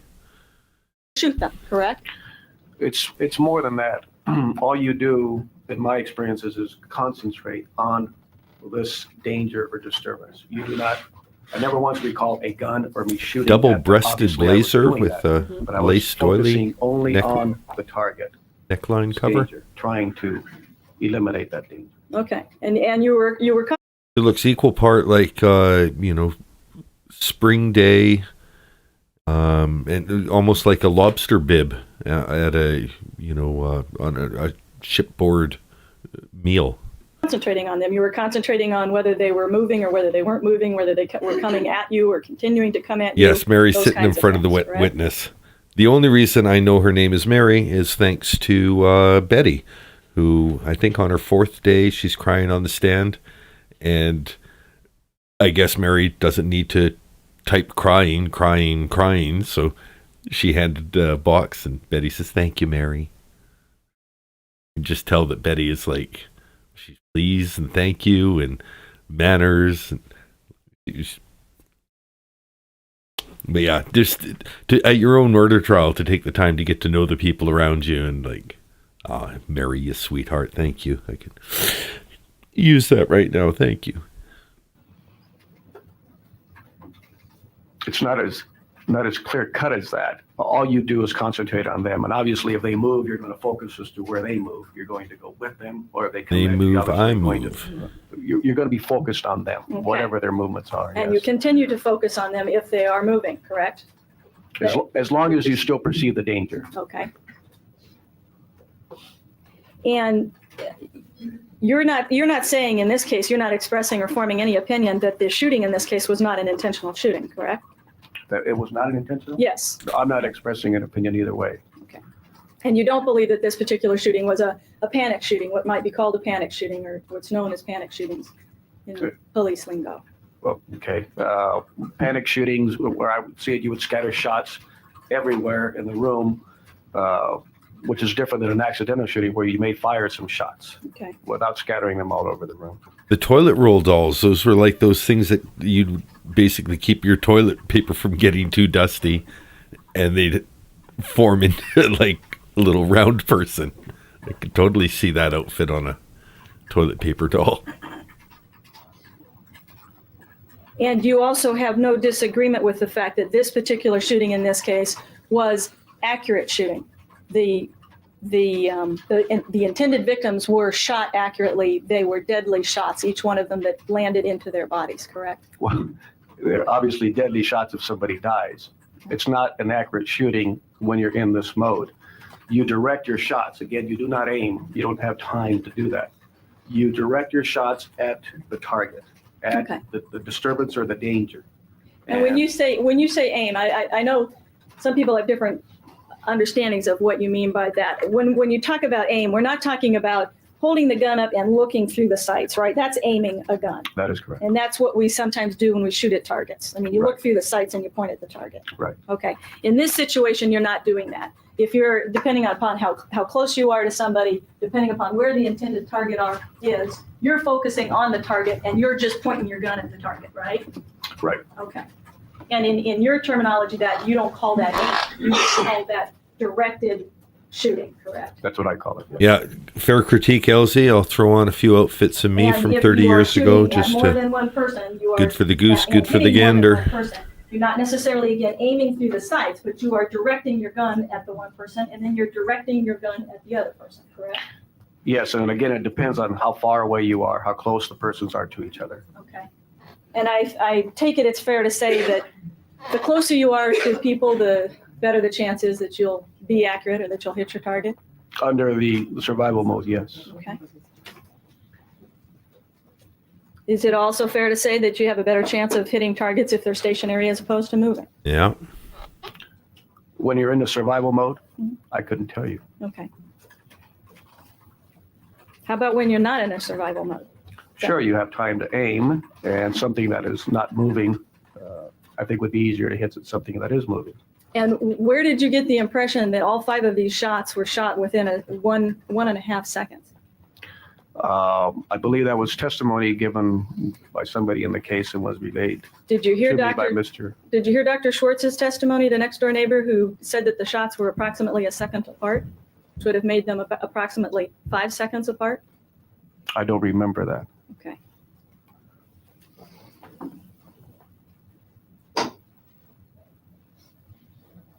I have no further questions. Redirect. These picks are Sir, I all take it that the, 35 people who to go through the 40 SWAT team, training and border patrol training. 25 to they 35 know years they may old. be shooting at a target that presents a danger or one that doesn't. And when they go in, they know there's going to be different scenarios there. Yes. And I take it that the reason that you were put in charge of the border patrol team and you were a sergeant on the SWAT team? Yes. Sustained. Well, The outfit in this one is what is pretty cool. what was the experience? Were police officers who were shooting responding to non-deadly ones made heads of the teams, or the ones who happen to be good at responding appropriately? Objection. Sustained. The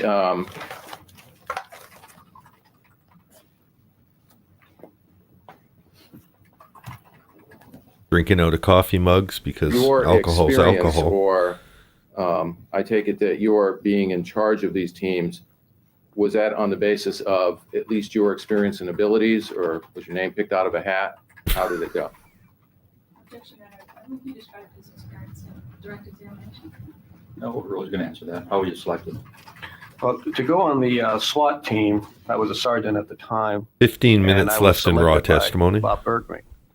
I did not volunteer. In fact, I didn't want to go, but he selected me to go on this for his own reasons. On the Border Crime Task Force, I was selected for that based upon my experience as a supervisor and my ability to deal with emergency situations. And I take it that that you've had not only the training of a police officer, but you had many years of training and experience on the force before you even got to this position. Yes.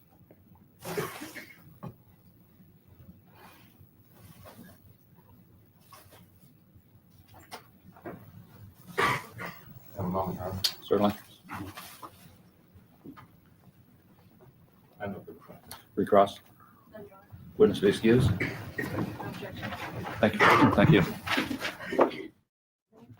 Elizabeth Armstrong, capital ARMSTRONG. Morning, Ms. Armstrong. Do you know the defendant in this case, Elizabeth Broderick? Yes, I do. Can you describe for us briefly how it is that you know her? I met Betty about in 1979, just after her son Rhett was born, and we became friends through a group of friends from the Bar Auxiliary in my neighborhood, and we spent a lot of time together socializing and Elizabeth Armstrong. both with our husbands and as friends after school and during the day, and It's alike as had well. coffee and spent a lot of time together. So is it fair to say that you spent time together as couples as well as individually as women friends? Yes. And directing your attention to approximately 1981, 1982, 83, 84, those several years before Dan and Elizabeth Broderick separated, did she ever have any conversations with you about finances or her knowledge of finances? Yes. I recall. Well, hold on. Why is it? Specifically a time when she purchased, they had a computer, just one of the Is first this home this computers must be that the I'd seen. rebuttal. And I was talking to her about, I got some Zips shoes or something for my son, and they had a Velcro tie. And I thought, oh goodness, nobody's ever going to learn how to tie shoes again. And she was very enthused. She thought Velcro was a wonderful new thing on the market. going with She it. was hoping to invest some money and buy some stock in Velcro and use her computer and learn about the stock market. But They didn't really announce this switch. I didn't hear them, say defense rests, but prosecutors asking the first questions, right? We didn't miss anything. It's all the same video, and there's only 13 minutes left, so. she seemed very knowledgeable about things that she would read about in the paper, WD40, and we had a friend that was. They do know about WD40. I can't believe she's the first one to bring it up. We've been listening to chairs squeak for, 17 days over the course of 22 days. And I wonder if they're like, oh, we should use that on the chairs. We'll see if they're quieter after this.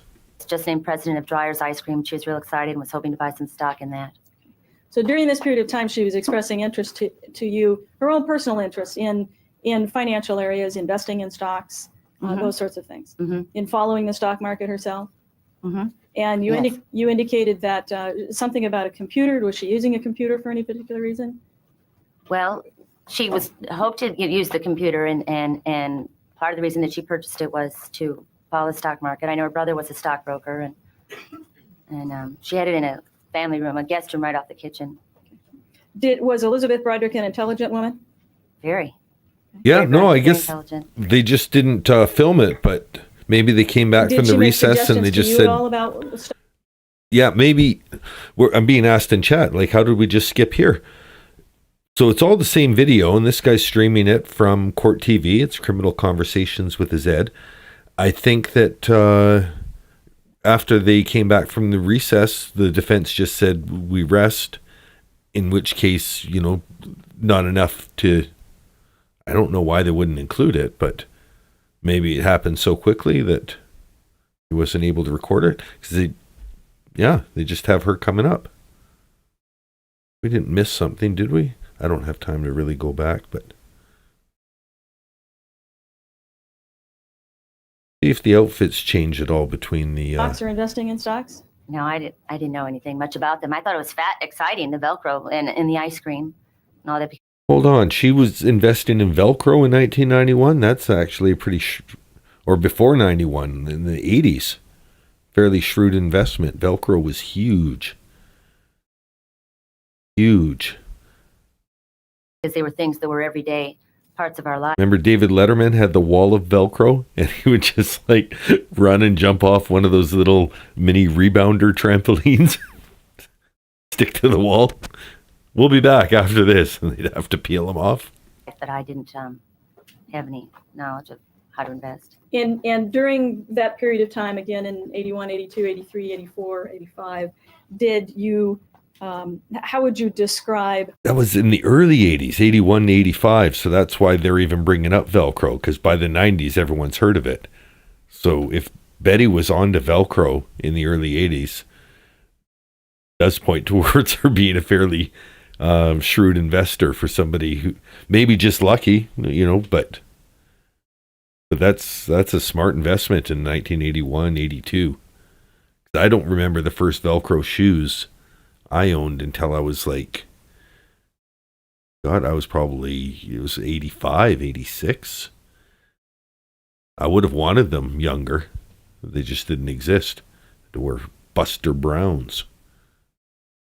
Elizabeth Broderick's personality to the extent of whether she was making decisions about things, whether she was in control of things.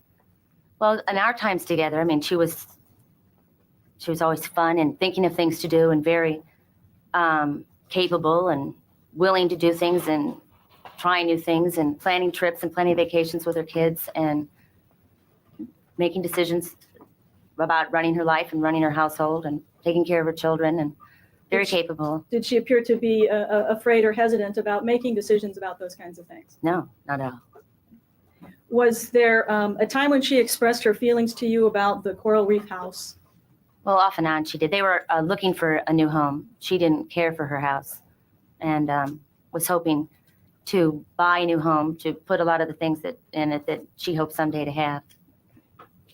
And when you say she didn't care for her house, you're talking about the Coral Reef Her house. Coral Reef house, right. No, she didn't.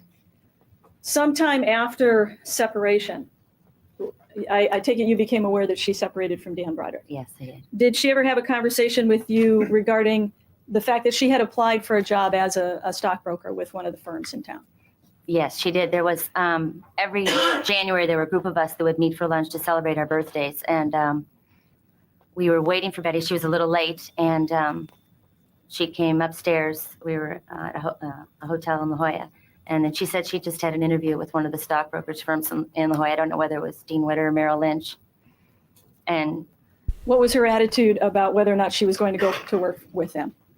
Well, she didn't want to. She felt that she didn't want to go through the training program that they had asked her to partake in if she was going to work for them, or to be on a commission type salary. That's actually kind of smart on Betty's part too back then, because a lot of those kind of things would have been set up to make money off of prospective investors. You make, like a gold rush, you make money off the miners. You don't make money off mining the gold. Like, few people do. Most people don't. Everyone's trying to hit it rich. So you can make a lot more money selling pickaxes than you can going up and mining gold. Did she say why she didn't feel she wanted? Oh, but so on this point, people wanted to make money on the stock market. So a lot of these stockbroker firms would have had ads like, hey, make money on the stock market, work for us. And then Betty gets there and realizes, oh, you want me to take your 6-month training program and this and that? Like, you're just milking me. I already know what I'm doing. I've got VELCRO. I don't need you. Go through the training program? Well, she felt that she was fairly knowledgeable and that she did have a lot to offer, and we felt she had a lot to offer too, but she didn't want to go through the program that they specified, apparently. And so she indicated she was not going to take the job? No. I have no further questions. Cross Salmon? When she was talking about the stock market, I take it the things she was talking about were things that housewives, things that you would see in the real world and say, hey, that's a good investment. All the mothers are buying this. No, I wouldn't say all the mothers were buying it, Well, but she felt it was a good thing to buy. I'm not saying that all the mothers were buying the stock, but it's, for instance, if you see that all the people who are having children are buying shoes with VELCRO, she's saying, hey, it's probably a good investment because that seems to be the hot item.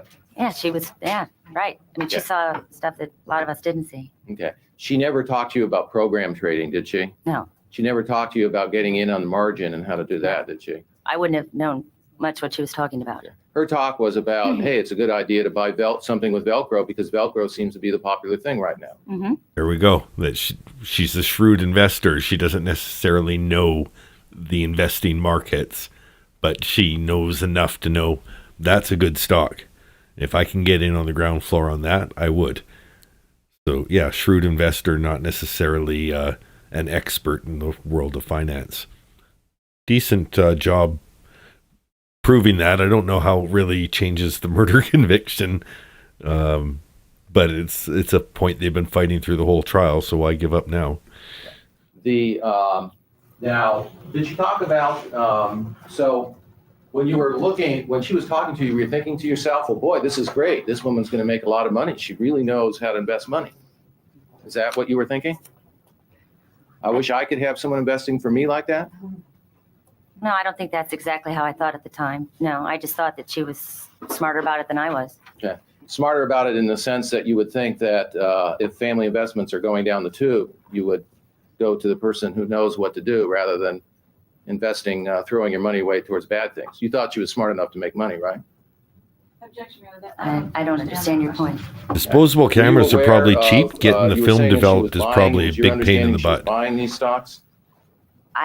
The way that she talked about it, I had a feeling that she was going to.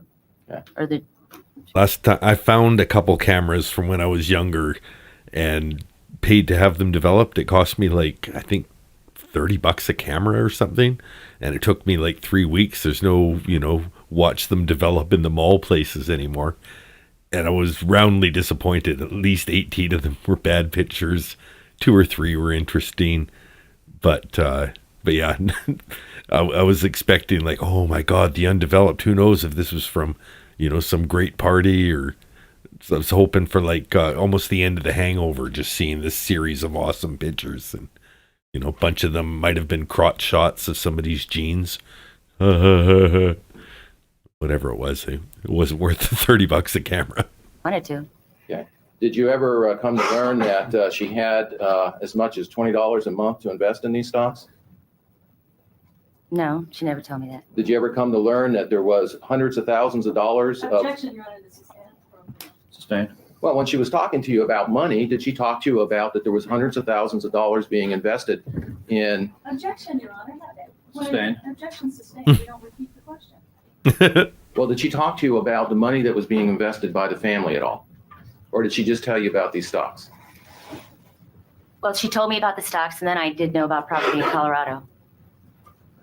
And did you know about any other investments?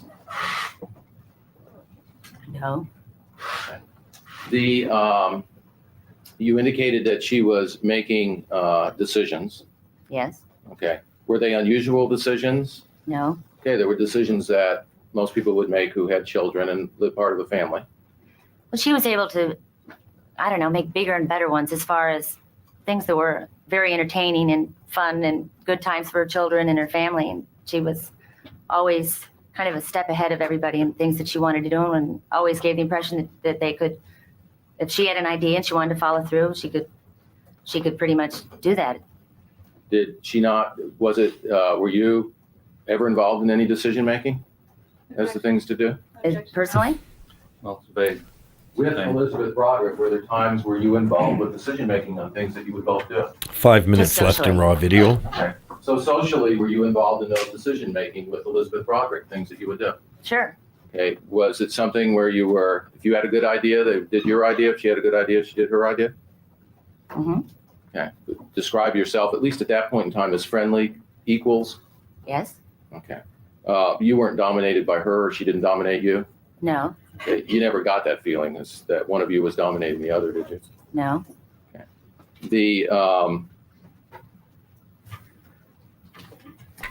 Did you ever, and you indicated that there was something about a job with a stockbroker. Do you know what stockbroker that was? No, I don't remember specifically which one it was. And she was she was talking about looking for a new home in the 80s. Yes. Okay. It became apparent to you at some point in time that they were earning more money than they had been earning, didn't Hmm. they? And your husband knew Dan through bar auxiliaries, is that correct? No, he wasn't a member of the bar auxiliary. No. We met them socially. I can picture this woman with an extreme Karen today. So just everything's the same, except it's like shaved in the back and progressively fades up the back. She looks like she would wear the Karen perfectly. Did he know them through This is the a much bar- better look for her, but there's something about her face. There's an angular intensity to it, where I could see that extreme Karen with a really long front. I could see her being like one of these ones that has it like, yeah, she keeps some of her swoop there, but yeah, all business in the back. Association, was he a friend of Dan's? I think he might have played in a touch football league with him, but that isn't how An undercut, that would be it. I initially met him. Okay, but they were friends, Dan Yes. and your husband. Mhm. Okay. And you were friends with, Addie is me. Welcome to the stream. You're Helen right at McCart. the end. Hmm. and you were friends with Gail Forbes. Hmm. Okay, so you Rather have to than- answer yes for the Yes, recorder. yes. This is the first state rebuttal witness, Elizabeth Armstrong, and she is testifying to the fact that Betty was shrewd, capable, could have even possibly had a job at a stock market. And the defense is like, no, she was a housewife. All of her friends said she was fat. Come on.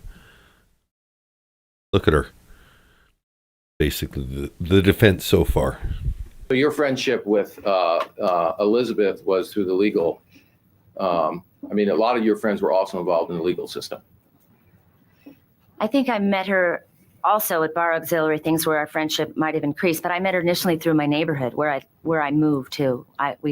Gail Forbes lived several blocks away from me, and so did Joyce Fox. She's the who swearer. was also in the bar auxiliary, and She there was was- mostly Marilyn Olson. She was living in Coral Reef at that time, is that? No, but they knew Gail, and that's how I met. I mean, they knew Betty, but that's how I met them. So you met Betty through Gail Forbes. Yes.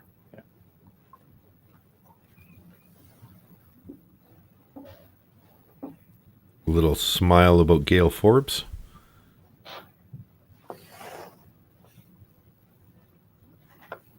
I have no further questions. Redirect. Witness be excused. All Thank right. you very much, man. That's it for Elizabeth.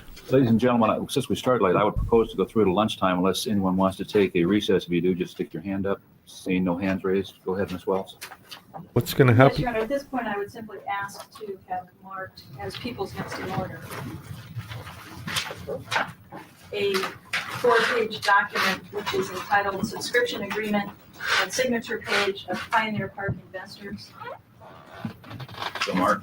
signed by both Daniel Broderick and Elizabeth Ann Broderick on November 13th, 1980, as well as 4 pages of attachments. So Mark. And I believe council has stipulated to the admission of this one.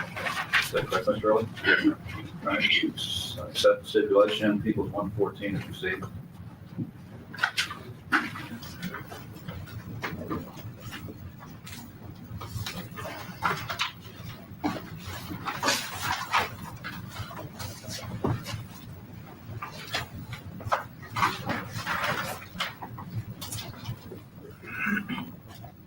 I think this is going to be it right here.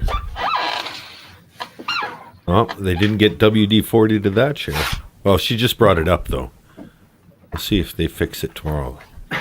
Go ahead. People call Dr. Park Dietz. Dr. Park Dietz. We're going to get 1 minute of Dr. Park Dietz in this video. It's Dietz. Shall be the truth, the whole truth, and nothing but the truth, so help you God. I do. Sir, could you ever seen the witness stand?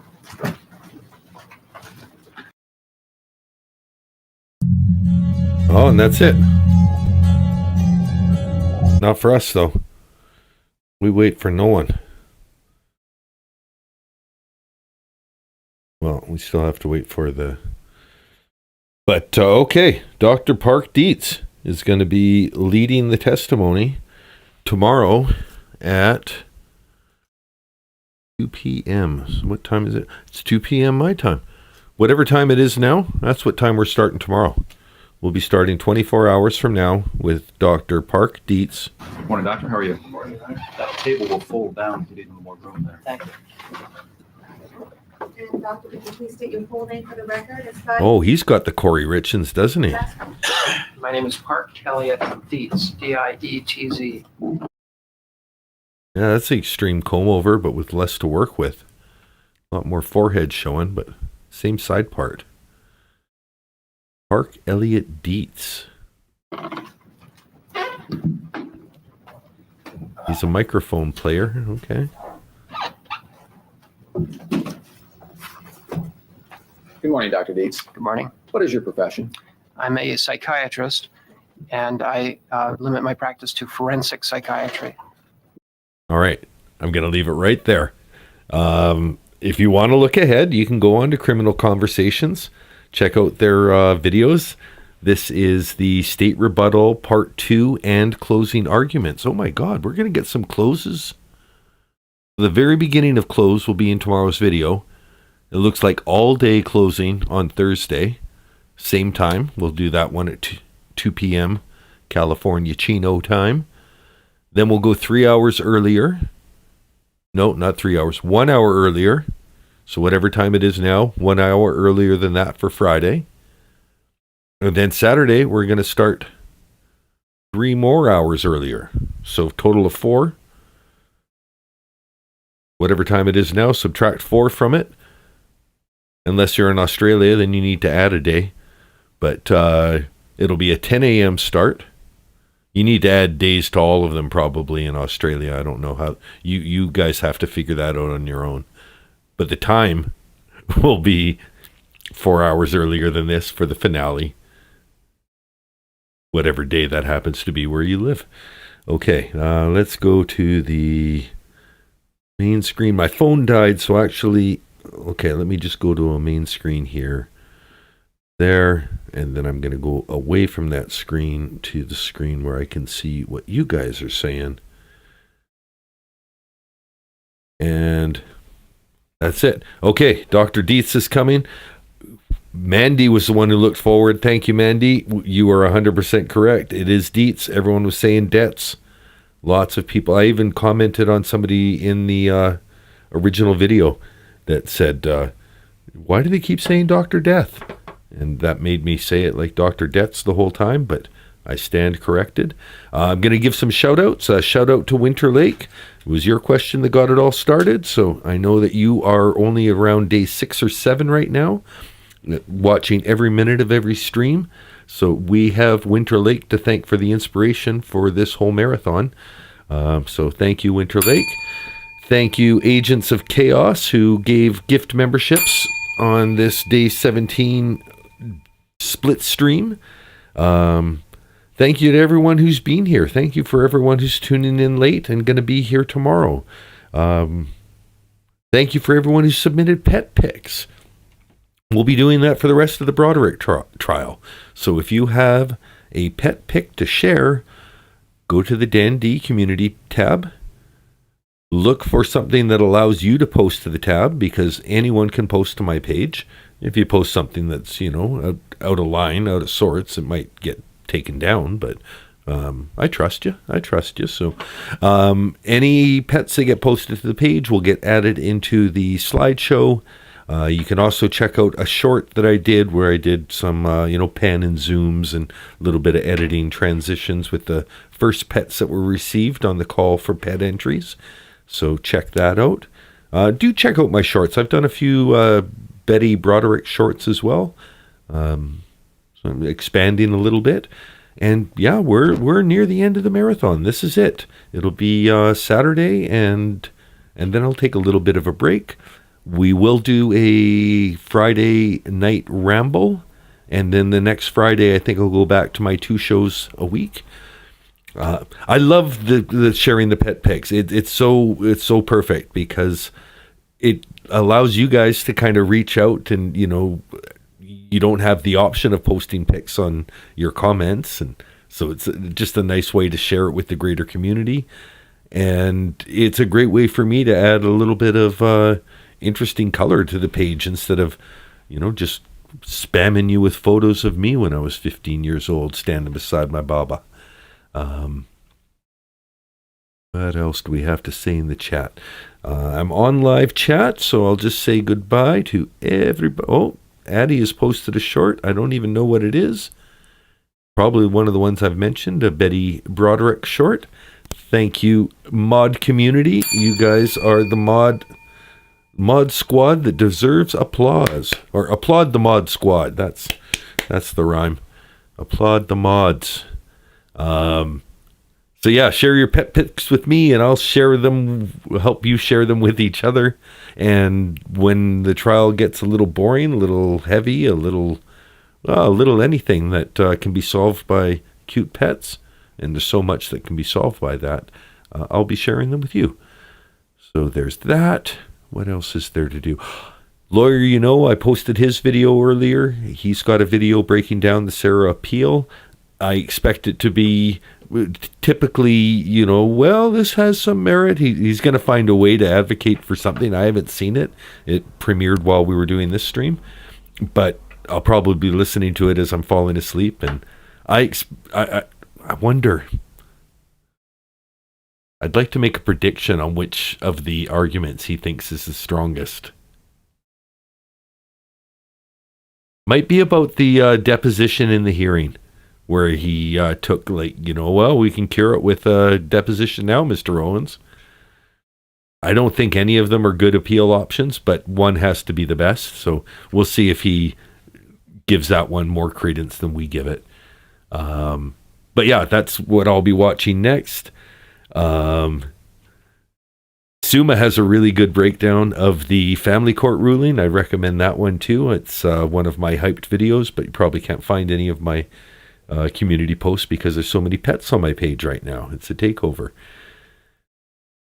Yeah, Billie Jean, and I hope I don't stray too far into that with my defense of the defense through this watch through, but I think it's important that I stick to hosting as much as possible. I'm still sharing opinions, obviously, but I think my post-marathon videos, I'll be a little bit more blunt, a little bit more opinionated. And yeah, so you have that to look forward to. Oh, Addie shared the pet short. Perfect. So that's Everybody's Pets, introduced by Lola, with a closing shot from Lola and Cadillac the cat. Okay, so that's the pinned comment. I'm not pinning comments until regularly until YouTube starts pinning the pin back at the top instead of the bottom. So that's my form of quiet rebellion. And yeah, I hope that's helping you guys as well. Keep up with the chat. I think I've mentioned Danielle Chavon. She's been in here a couple of times. I have to catch up. I'm going to be binge watching her during my time off because I've missed a lot of coverage doing this. I'm watching like 10 and 15 minute videos at best. And so yeah, I missed my Danielle Chavon. I have to get in there on that too. I think I've said about 12 times since I said I was going to end this stream. So instead of saying it one more time, I will say no more of the letter after T or near the N in the alphabet. I will say that you are fine, and I am Dan D, and that's the end of today's stream. Tune in 24 hours minus 5 minutes from now for Dr. Park Dietz and